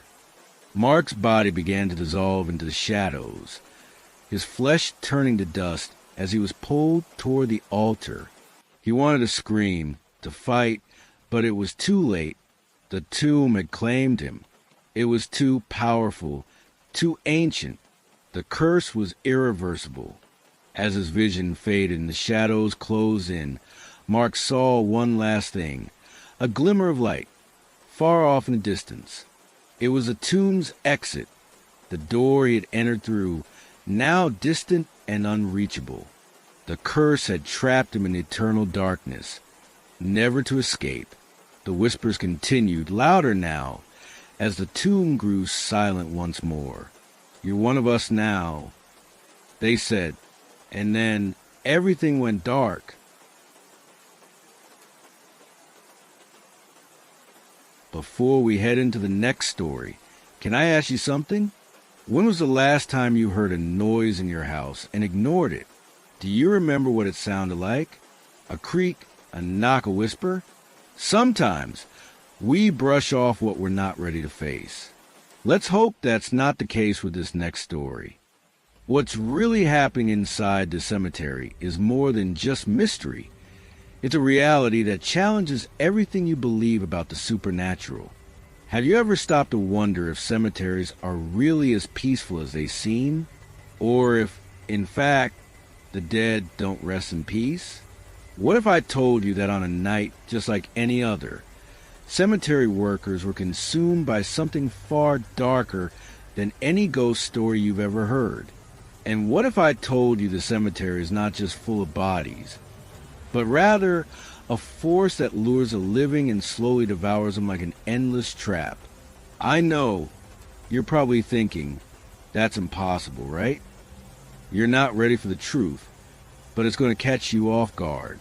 And when it does, you'll never look at a cemetery the same way again. Now, prepare to uncover the dark secrets that no one dares to share about what happens after dark. This video will take you on a journey where the scariest legends become reality, and you'll discover a mystery so deep that it will make you question everything you thought you knew. Stay until the end, because what you're about to learn could forever change how you view the world around you, and maybe even your own safety. The wind howled through the darkened cemetery, the only sound interrupting the eerie silence of the night. Shadows danced between the gravestones as the moon hung low, casting an unnatural glow across the tombstones. It was the kind of night that makes you second-guess every step. But for the workers here, it was just another shift. Or was it? Tonight, there were whispers in the air. Whispers that sounded almost like footsteps, but not the kind you'd expect from a person. The kind that make you look over your shoulder, only to find nothing. Jacob had been working the late shift for years, cleaning up around the cemetery grounds. He had seen it all, or so he thought. But tonight, something felt different. His colleagues had been quieter than usual, their faces pale and eyes darting nervously. The old cemetery was a place that brought stories to life, stories that were better left untold. As Jacob made his way past a row of ancient mausoleums, a sound rang out, a loud crack. It came from behind a weathered tombstone. His heart pounded as he turned around. Was it an animal? Maybe a branch breaking under the weight of the wind? No, there was something else. He could swear he heard whispering voices, voices of those long gone, calling out to him. But he wasn't sure. Had he been working too long? Or was it something far more sinister? The wind howled through the darkened cemetery, the only sound interrupting the eerie silence of the night. Shadows danced between the gravestones as the moon hung low, casting an unnatural glow across the tombstones. It was the kind of night that makes you second-guess every step. But for the workers here, it was just another shift. Or was it tonight? There were whispers in the air, whispers that sounded almost like footsteps, but not the kind you'd expect from a person. The kind that make you look over your shoulder, only to find nothing. Jacob had been working the late shift for years, cleaning up around the cemetery grounds. He had seen it all, or so he thought. But tonight, something felt different. His colleagues had been quieter than usual, their faces pale and eyes darting nervously. The old cemetery was a place that brought stories to life, stories that were better left untold. As Jacob made his way past a row of ancient mausoleums, a sound rang out, a loud crack. It came from behind a weathered tombstone. His heart pounded as he turned around. Was it an animal? Maybe a branch breaking under the weight of the wind? No, there was something else. He could swear he heard whispering voices, voices of those long gone, calling out to him. But he wasn't sure. Had he been working too long? Or was it something far more sinister? He decided to investigate. He slowly moved toward the source of the sound, his flashlight trembling in his hand. The beam cut through the darkness, revealing old gravestones that seemed to shift as the light moved. But something else caught his eye, a figure standing motionless near the grave of a child. Jacob froze. The figure was too still, too unervingly quiet. The light from his flashlight flickered, and for a split second, the figure seemed to vanish. But when the light steadied, it was there again, closer, too close. Jacob stumbled back, heart racing. He called out to his co-workers, but no one responded. It was just him now, just him, the cemetery, and whatever was hiding in the dark. He couldn't shake the feeling that the graveyard had never been empty, even during the day. Something watched, something waited, something that had been lying in the earth for far too long, desperate to be remembered. The wind howled through the darkened cemetery, the only sound interrupting the eerie silence of the night. Shadows danced between the gravestones as the moon hung low, casting an unnatural glow across the tombstones. It was the kind of night that makes you second-guess every step. But for the workers here, it was just another shift. Or was it tonight? There were whispers in the air, whispers that sounded almost like footsteps, but not the kind you'd expect from a person. The kind that make you look over your shoulder, only to find nothing. Jacob had been working the late shift for years, cleaning up around the cemetery grounds. He had seen it all, or so he thought. But tonight, something felt different. His colleagues had been quieter than usual, their faces pale and eyes darting nervously. The old cemetery was a place that brought stories to life, stories that were better left untold. As Jacob made his way past a row of ancient mausoleums, a sound rang out, a loud crack. It came from behind a weathered tombstone. His heart pounded as he turned around. Was it an animal? Maybe a branch breaking under the weight of the wind? No, there was something else. He could swear he heard whispering voices, voices of those long gone, calling out to him. But he wasn't sure. Had he been working too long? Or was it something far more sinister? He decided to investigate. He slowly moved toward the source of sound, his flashlight trembling in his hand. The beam cut through the darkness, revealing old gravestones that seemed to shift as the light moved. But something else caught his eye, a figure standing motionless near the grave of a child. Jacob froze. The figure was too still, too unerringly quiet. The light from his flashlight flickered, and for a split second, the figure seemed to vanish. But when the light steadied, it was there again, closer, too close. Jacob stumbled back, heart racing. He called out to his co-workers, but no one responded. It was just him now, just him, the cemetery, and whatever was hiding in the dark. He couldn't shake the feeling that the graveyard had never been empty, even during the day. Something watched, something waited, something that had been lying in the earth for far too long, desperate to be remembered. As Jacob turned to leave, the ground beneath his feet shifted. He lost his balance and fell, landing hard against a gravestone. Pain shot through his body, but the fear was worse. Someone had pushed him. The air grew thick, and Jacob could hear his co-workers' voices in the distance. But they sounded wrong, muffled, distorted, as if they weren't quite there. Jacob, Jacob. It was his co-worker, Mike, calling his name.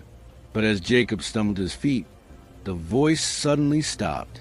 He turned, desperate to find Mike, but saw nothing.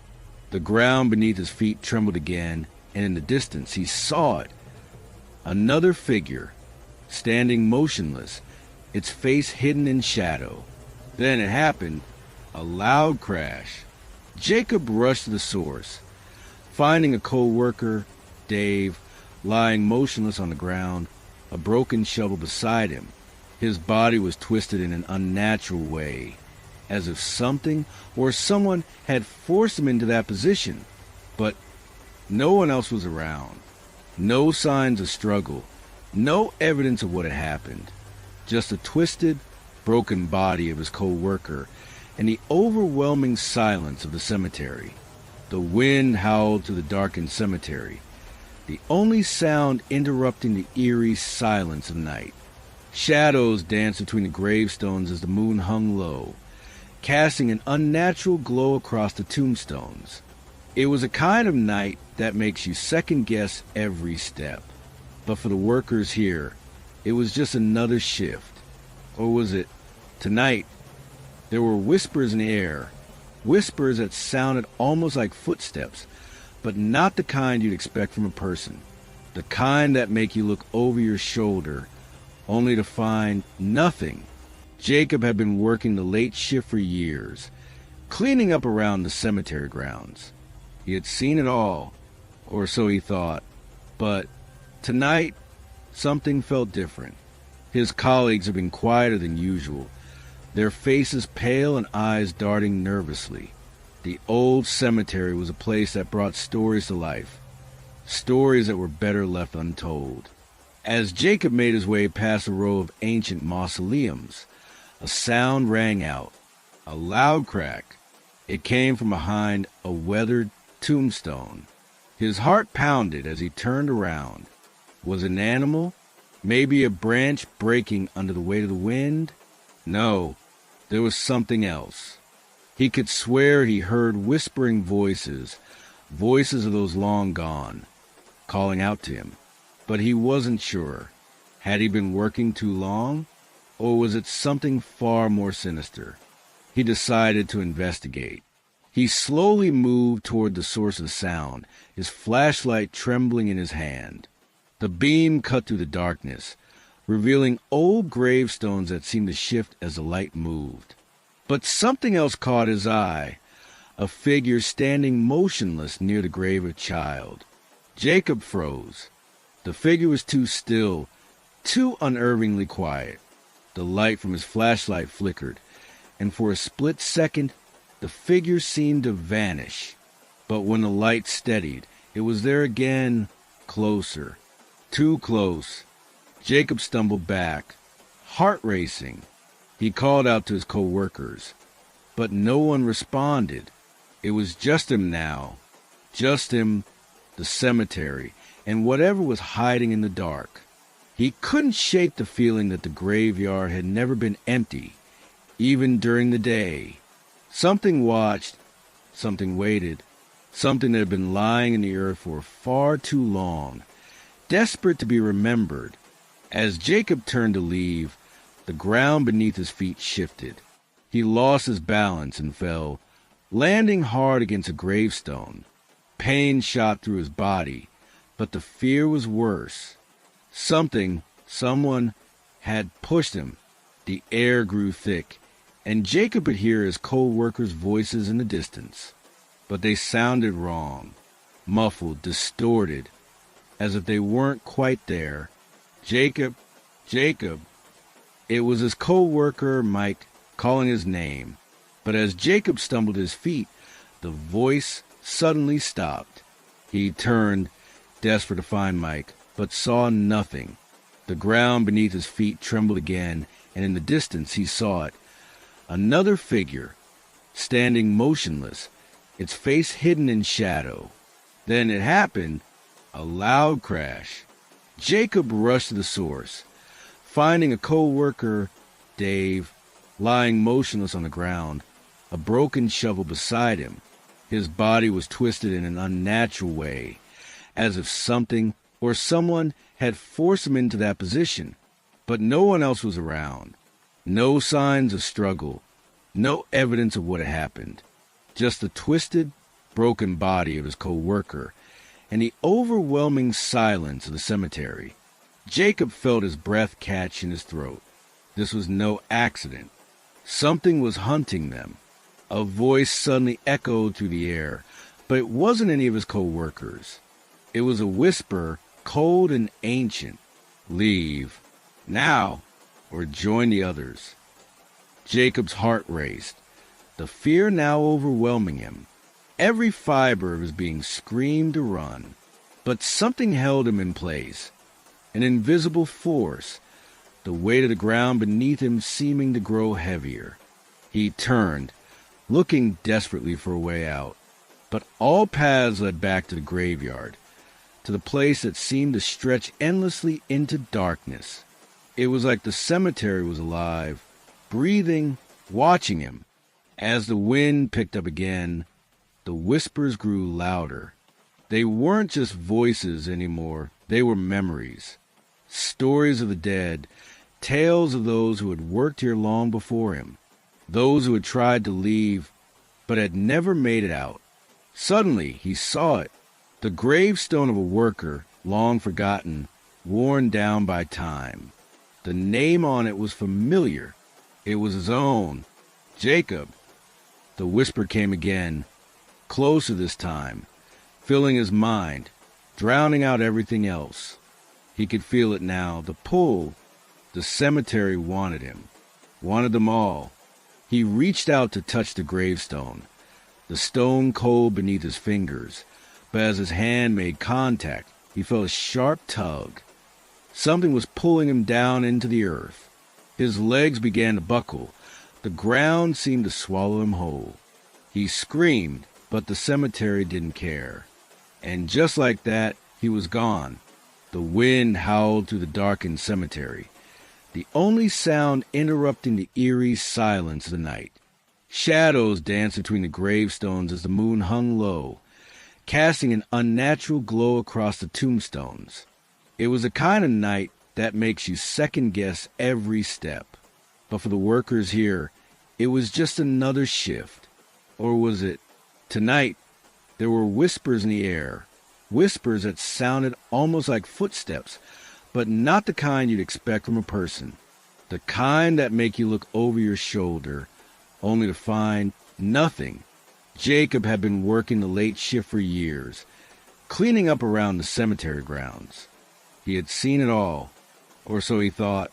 But tonight, something felt different.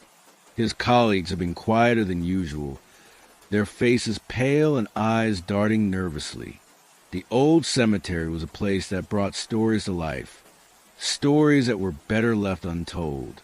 As Jacob made his way past a row of ancient mausoleums, a sound rang out, a loud crack. It came from behind a weathered tombstone. His heart pounded as he turned around. Was it an animal? Maybe a branch breaking under the weight of the wind? No, there was something else. He could swear he heard whispering voices, voices of those long gone, calling out to him. But he wasn't sure. Had he been working too long? Or was it something far more sinister? He decided to investigate. He slowly moved toward the source of the sound, his flashlight trembling in his hand. The beam cut through the darkness, revealing old gravestones that seemed to shift as the light moved. But something else caught his eye, a figure standing motionless near the grave of a child. Jacob froze. The figure was too still, too unnervingly quiet. The light from his flashlight flickered, and for a split second, the figure seemed to vanish. But when the light steadied, it was there again, closer, too close. Jacob stumbled back, heart racing. He called out to his co-workers, but no one responded. It was just him now. Just him, the cemetery, and whatever was hiding in the dark. He couldn't shake the feeling that the graveyard had never been empty, even during the day. Something watched, something waited, something that had been lying in the earth for far too long, desperate to be remembered. As Jacob turned to leave, the ground beneath his feet shifted. He lost his balance and fell, landing hard against a gravestone. Pain shot through his body, but the fear was worse. Someone had pushed him. The air grew thick, and Jacob could hear his co-workers' voices in the distance. But they sounded wrong, muffled, distorted, as if they weren't quite there. Jacob, Jacob. It was his co-worker, Mike, calling his name. But as Jacob stumbled to his feet, the voice suddenly stopped. He turned, desperate to find Mike, but saw nothing. The ground beneath his feet trembled again, and in the distance he saw it. Another figure, standing motionless, its face hidden in shadow. Then it happened, a loud crash. Jacob rushed to the source, finding a co-worker, Dave, lying motionless on the ground, a broken shovel beside him. His body was twisted in an unnatural way, as if something or someone had forced him into that position. But no one else was around. No signs of struggle. No evidence of what had happened. Just the twisted, broken body of his co-worker and the overwhelming silence of the cemetery. Jacob felt his breath catch in his throat. This was no accident. Something was hunting them. A voice suddenly echoed through the air, but it wasn't any of his co-workers. It was a whisper, cold and ancient. Leave. Now, or join the others. Jacob's heart raced, the fear now overwhelming him. Every fiber of his being screamed to run, but something held him in place, an invisible force, the weight of the ground beneath him seeming to grow heavier. He turned, looking desperately for a way out, but all paths led back to the graveyard, to the place that seemed to stretch endlessly into darkness. It was like the cemetery was alive, breathing, watching him. As the wind picked up again, the whispers grew louder. They weren't just voices anymore, they were memories. Stories of the dead, tales of those who had worked here long before him, those who had tried to leave, but had never made it out. Suddenly he saw it, the gravestone of a worker, long forgotten, worn down by time. The name on it was familiar. It was his own, Jacob. The whisper came again, closer this time, filling his mind, drowning out everything else. He could feel it now, the pull. The cemetery wanted him, wanted them all. He reached out to touch the gravestone, the stone cold beneath his fingers, but as his hand made contact, he felt a sharp tug. Something was pulling him down into the earth. His legs began to buckle. The ground seemed to swallow him whole. He screamed, But the cemetery didn't care. And just like that, he was gone. Hours passed. The cemetery fell back into its unnatural stillness, the wind settling and the moon casting its cold light over the graves. The workers who had been there, Jacob, Dave, Mike, were nowhere to be found. By dawn, the cemetery gates were locked, as they always were, but no one noticed that 3 workers had failed to show up for their shift. They were just names, faces that were quickly forgotten. The cemetery, as it had always done, carried on, waiting for the next unsuspecting soul to wander in. But some say that on certain nights, if you stand just outside the gates, you can still hear the whispers. Join us. Join us. The wind howled through the darkened cemetery, the only sound interrupting the eerie silence of the night. Shadows danced between the gravestones as the moon hung low, casting an unnatural glow across the tombstones. It was the kind of night that makes you second-guess every step. But for the workers here, it was just another shift. Or was it? Tonight, there were whispers in the air. Whispers that sounded almost like footsteps, but not the kind you'd expect from a person. The kind that make you look over your shoulder, only to find nothing. Jacob had been working the late shift for years, cleaning up around the cemetery grounds. He had seen it all, or so he thought, but tonight, something felt different. His colleagues had been quieter than usual, their faces pale and eyes darting nervously.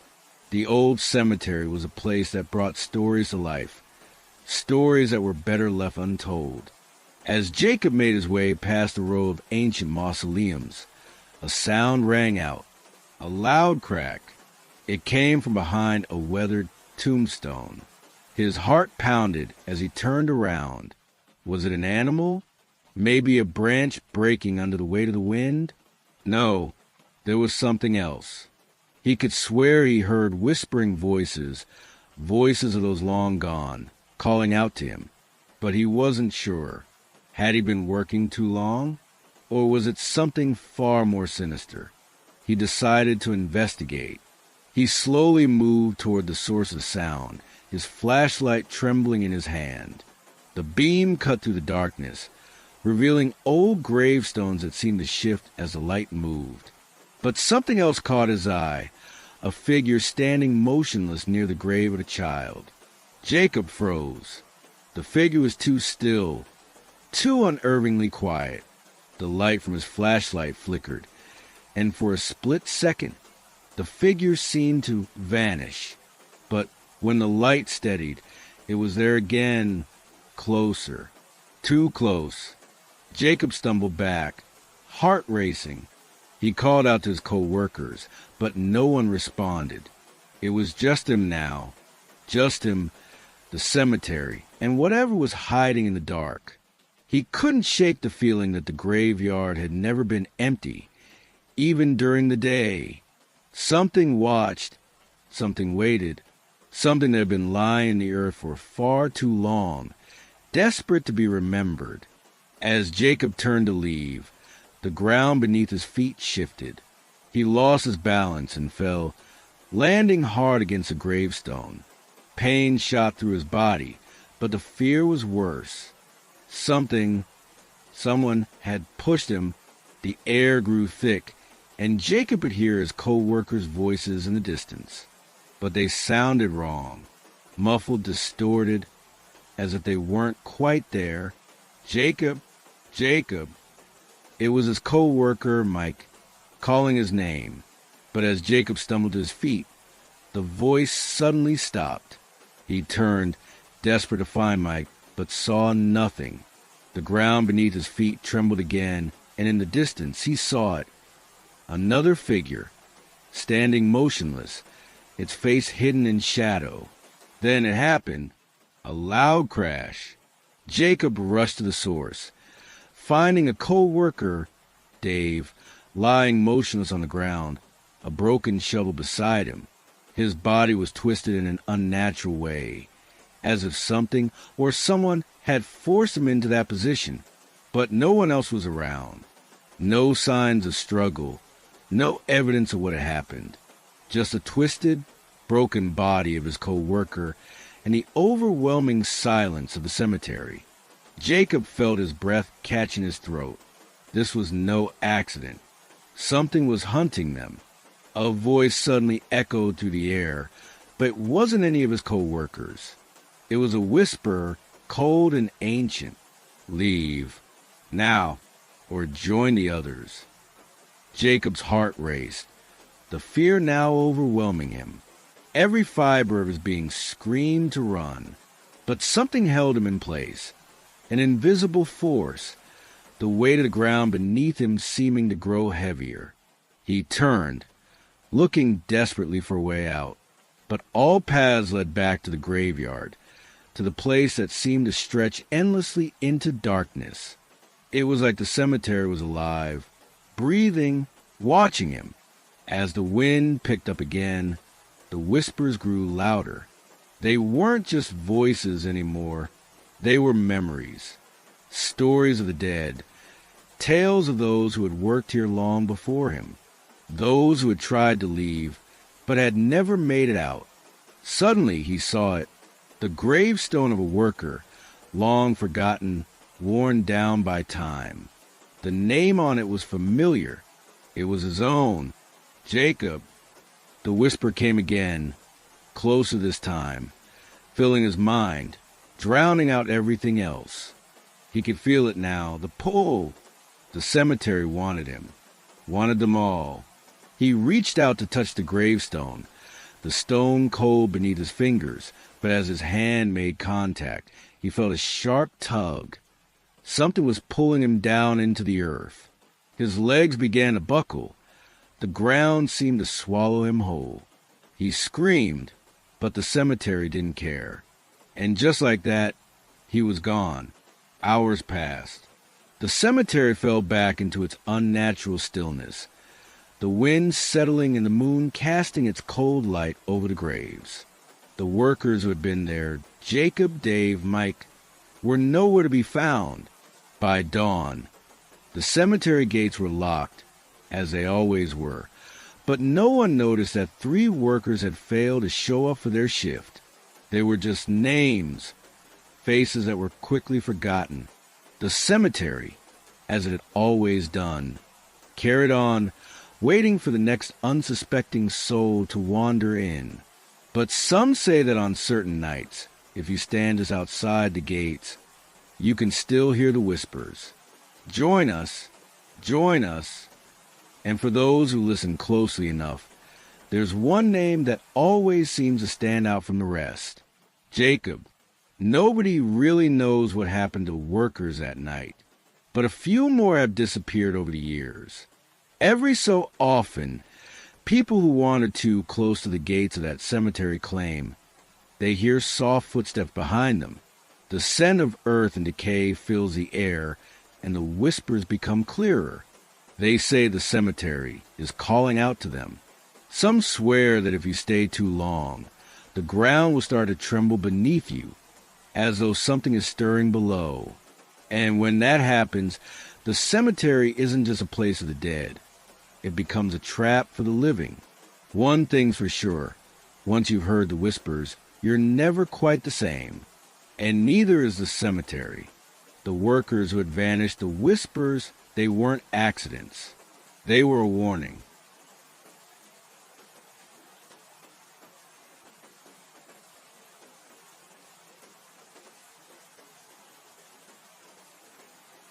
Before we move on, I'm curious. Have any of the lights in your house flickered tonight? Did your phone screen dim for a second or act like it caught some movement behind you? It's probably nothing. But this next story tends to wake up things that prefer to stay hidden. What if I told you that some secrets buried in cemeteries were never meant to stay hidden? What if the very ground beneath your feet was keeping a terrifying truth? Everyone thinks the cemetery is a place of rest, but it's actually a place of waiting. And the gardeners who work there at night, they know it better than anyone. Sounds crazy, doesn't it? but you'll be shocked to learn the truth. Cemeteries don't just house the dead. They guard something far darker, something more dangerous, something the dead never wanted you to know. You probably walked through a cemetery at night before, right? But have you ever felt the air change? Ever felt like someone or something was watching you? The truth is, some of the gardeners working those graves don't leave at dawn. Some of them don't even leave at all. Curious yet? You should be, because the stories of what really happens after the sun sets in these graveyards will shake you to your core. And no, it's not just your imagination. Get ready. What you're about to hear might change everything you thought you knew about cemeteries and the things that still walk among us. Grim tales from cemetery night gardeners.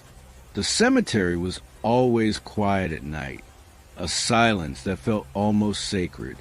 But for the night gardeners, it was a different kind of quiet, the kind that made the hairs on the back of your neck stand up, even when you were just walking between the tombstones, tending to the graves.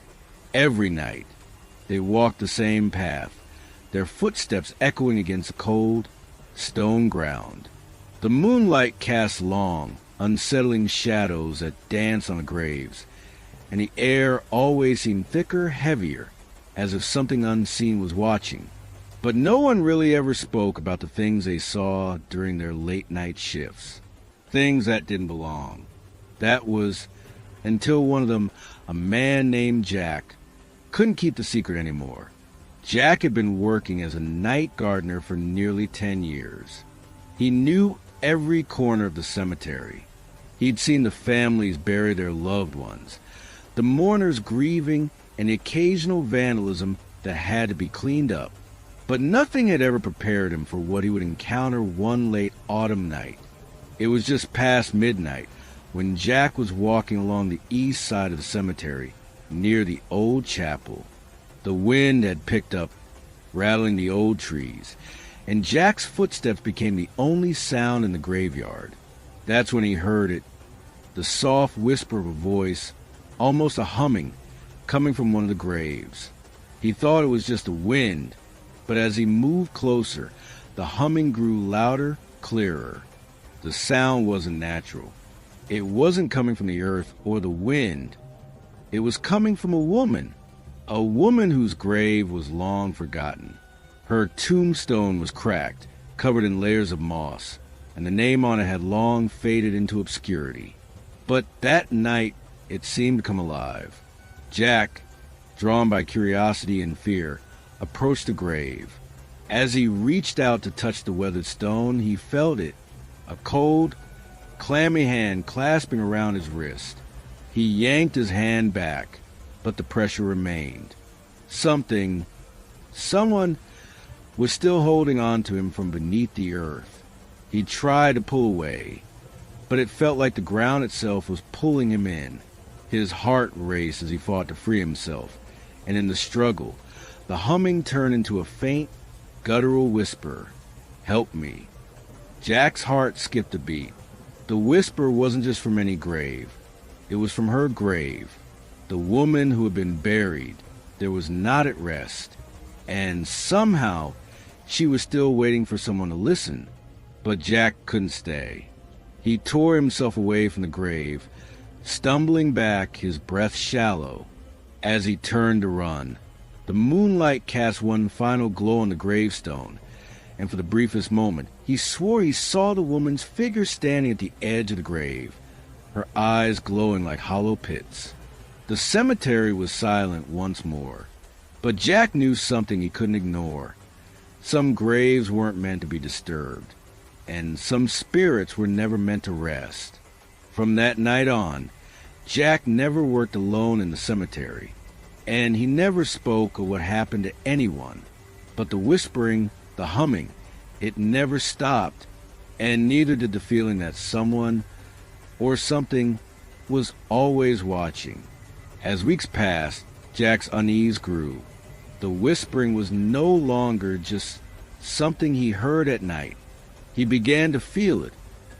An icy breath on his neck, during the quietest moments of his shift.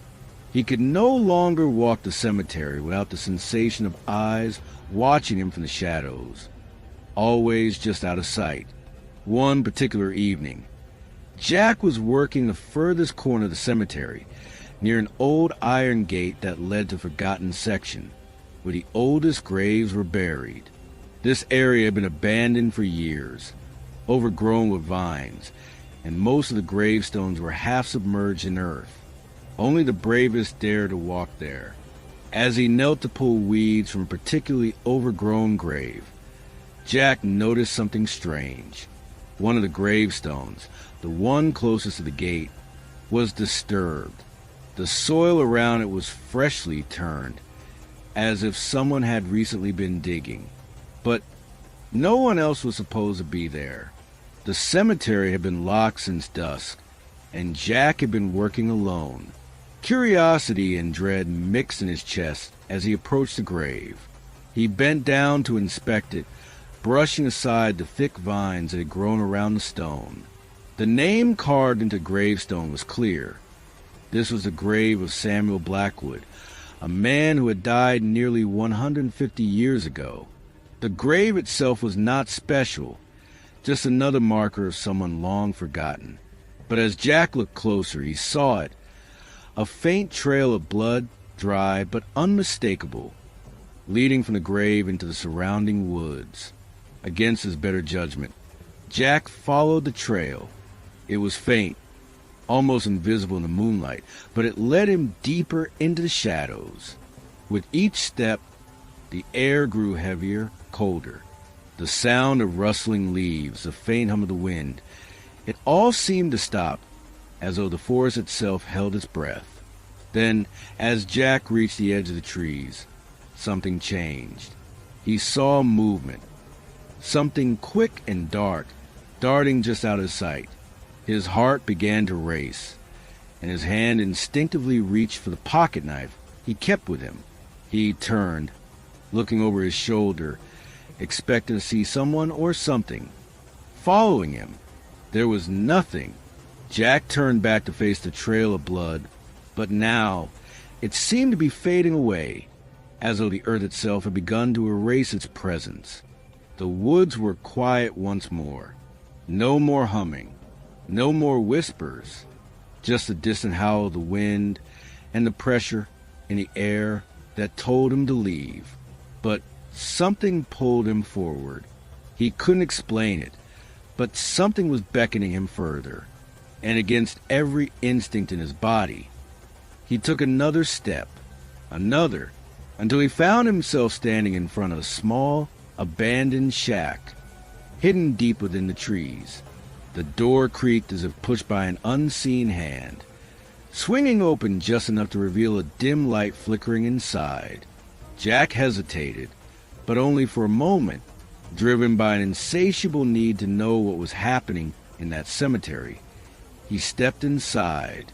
Inside the shack, there were old, rotting furniture, shattered mirrors, and in the center, a wooden box. The air was thick with a stench, like something long dead. And then Jack saw it, something that made his blood run cold. On top of the box was a small, worn photograph. A photograph of a young woman standing in front of a gravestone he recognized. It was the same gravestone from the cemetery. Jack's pulse quickened as his eyes darted to the box. His hand trembled as he reached for it, his fingers brushing against the lid. The moment his touch made contact, the temperature dropped. The air became thick with the sound of whispers, hundreds of them, all at once, speaking in a language he couldn't understand. The lid of the box flew open, and from within, a pair of hollow eyes stared back at him, glowing in the darkness. Some things are meant to stay buried. Some secrets are too terrible to be uncovered, and some spirits will follow you no matter how far you run. Next time you walk through a cemetery, remember this tale, and remember you're never really alone. The days that follow were uneventful, at least on the surface. Jack continued his shifts at the cemetery, but now he couldn't shake the feeling that something had changed. The whispers, the cold, the shadows. It was as if the cemetery itself had become a living, breathing entity, watching him, waiting for him to make a mistake. He couldn't stop thinking about that box in the shack, about the eyes that stared at him from within.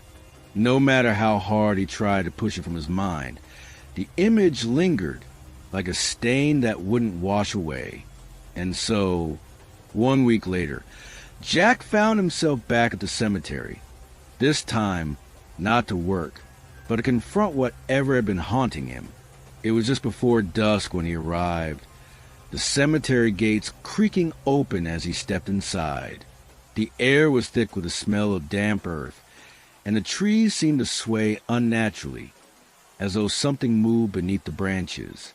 Jack's heart pounded in his chest as he walked toward the old, forgotten section, the place where he'd first encountered the disturbance. The air felt heavier than it ever had before. As he approached Samuel Blackwood's grave, a chill ran through him, the ground beneath his feet suddenly feeling unstable. He knelt by the grave and touched the cold stone once more, and there it was, the faintest trace of blood still lingering at the edge of the marker. As if time had stood still, the blood hadn't washed away.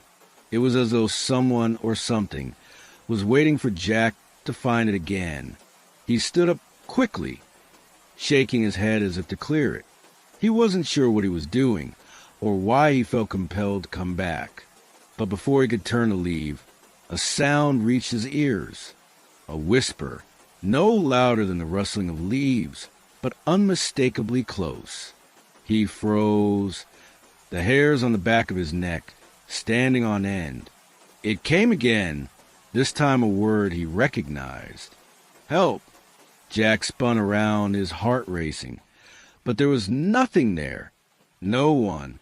Just a cold, empty cemetery with its overgrown graves and shifting shadows. Yet, in the distance, he saw a figure, a tall, hunched shape, moving swiftly through the trees. It was as if the figure knew he was watching, because it paused just for a moment and then disappeared into the dark. Without thinking, Jack took off running. His feet hit the ground harder with every step. But the figure was always one step ahead of him, slipping just beyond his line of sight. He reached the old shack at the edge of the cemetery, the same place he had uncovered the box. It was no longer abandoned. The door was wide open, as though inviting him inside. He approached cautiously, his breath shallow and quick. The air around him felt charged with strange energy. The whispers were louder now, like voices calling from the very walls of the shack. Jack stepped inside, the floor creaking under his weight. And there, in the center of the room, was the box again. It hadn't moved, but this time the lid was open, empty. Before Jack could react, he felt a hand on his shoulder, cold, clammy, and unmistakably real. He spun around, but there was no one there. The whispers intensified, filling his ears, drowning out everything else. "Help me," the voice repeated, now unmistakably urgent. Jack's eyes darted around the room, searching for the source, but all he could see was the darkness closing in around him. The ground beneath him felt like it was shifting. The walls seemed to pulse with an unnatural life. He backed away, his breath ragged, the whispers now all-consuming. He stumbled out of the shack, his legs weak from the fear that had overtaken him. He looked around, desperate for an escape, but the cemetery felt endless, its tombstones towering over him like silent sentinels. The air was thick with a presence that was almost tangible. Suddenly, there was a sound, a low, guttural moan rising from the ground. It seemed to come from everywhere, filling the space with a deep, resonating tone. And then Jack saw it, rising from the grave of Samuel Blackwood. the earth shifting and moving as though something was pushing its way to the surface. The figure appeared slowly, its face a blur of shadows, its body twisted and misshapen. Jack could only watch in horror as the figure rose higher, its hollow eyes locked onto his. The whispers were no longer whispers. They were voices, many voices, all speaking at once, demanding something from him, something he couldn't understand. And then, in a voice that cut through the chaos, one word echoed to the cemetery: "Leave." Jack turned and ran as fast as he could, the figure's presence following him like a dark cloud. He didn't stop until he reached the gates of the cemetery, where the whispers finally ceased, leaving him breathless, trembling, and alone. But as he stood there, panting and disoriented, he realized something. The cemetery wasn't finished with him. He had escaped, yes, but only for now. The whispers, the figures, the spirits, they were still out there, waiting for someone to listen. And Jack knew, deep down, that he would never truly escape. Because in a cemetery like this, once you're noticed, you're never truly free.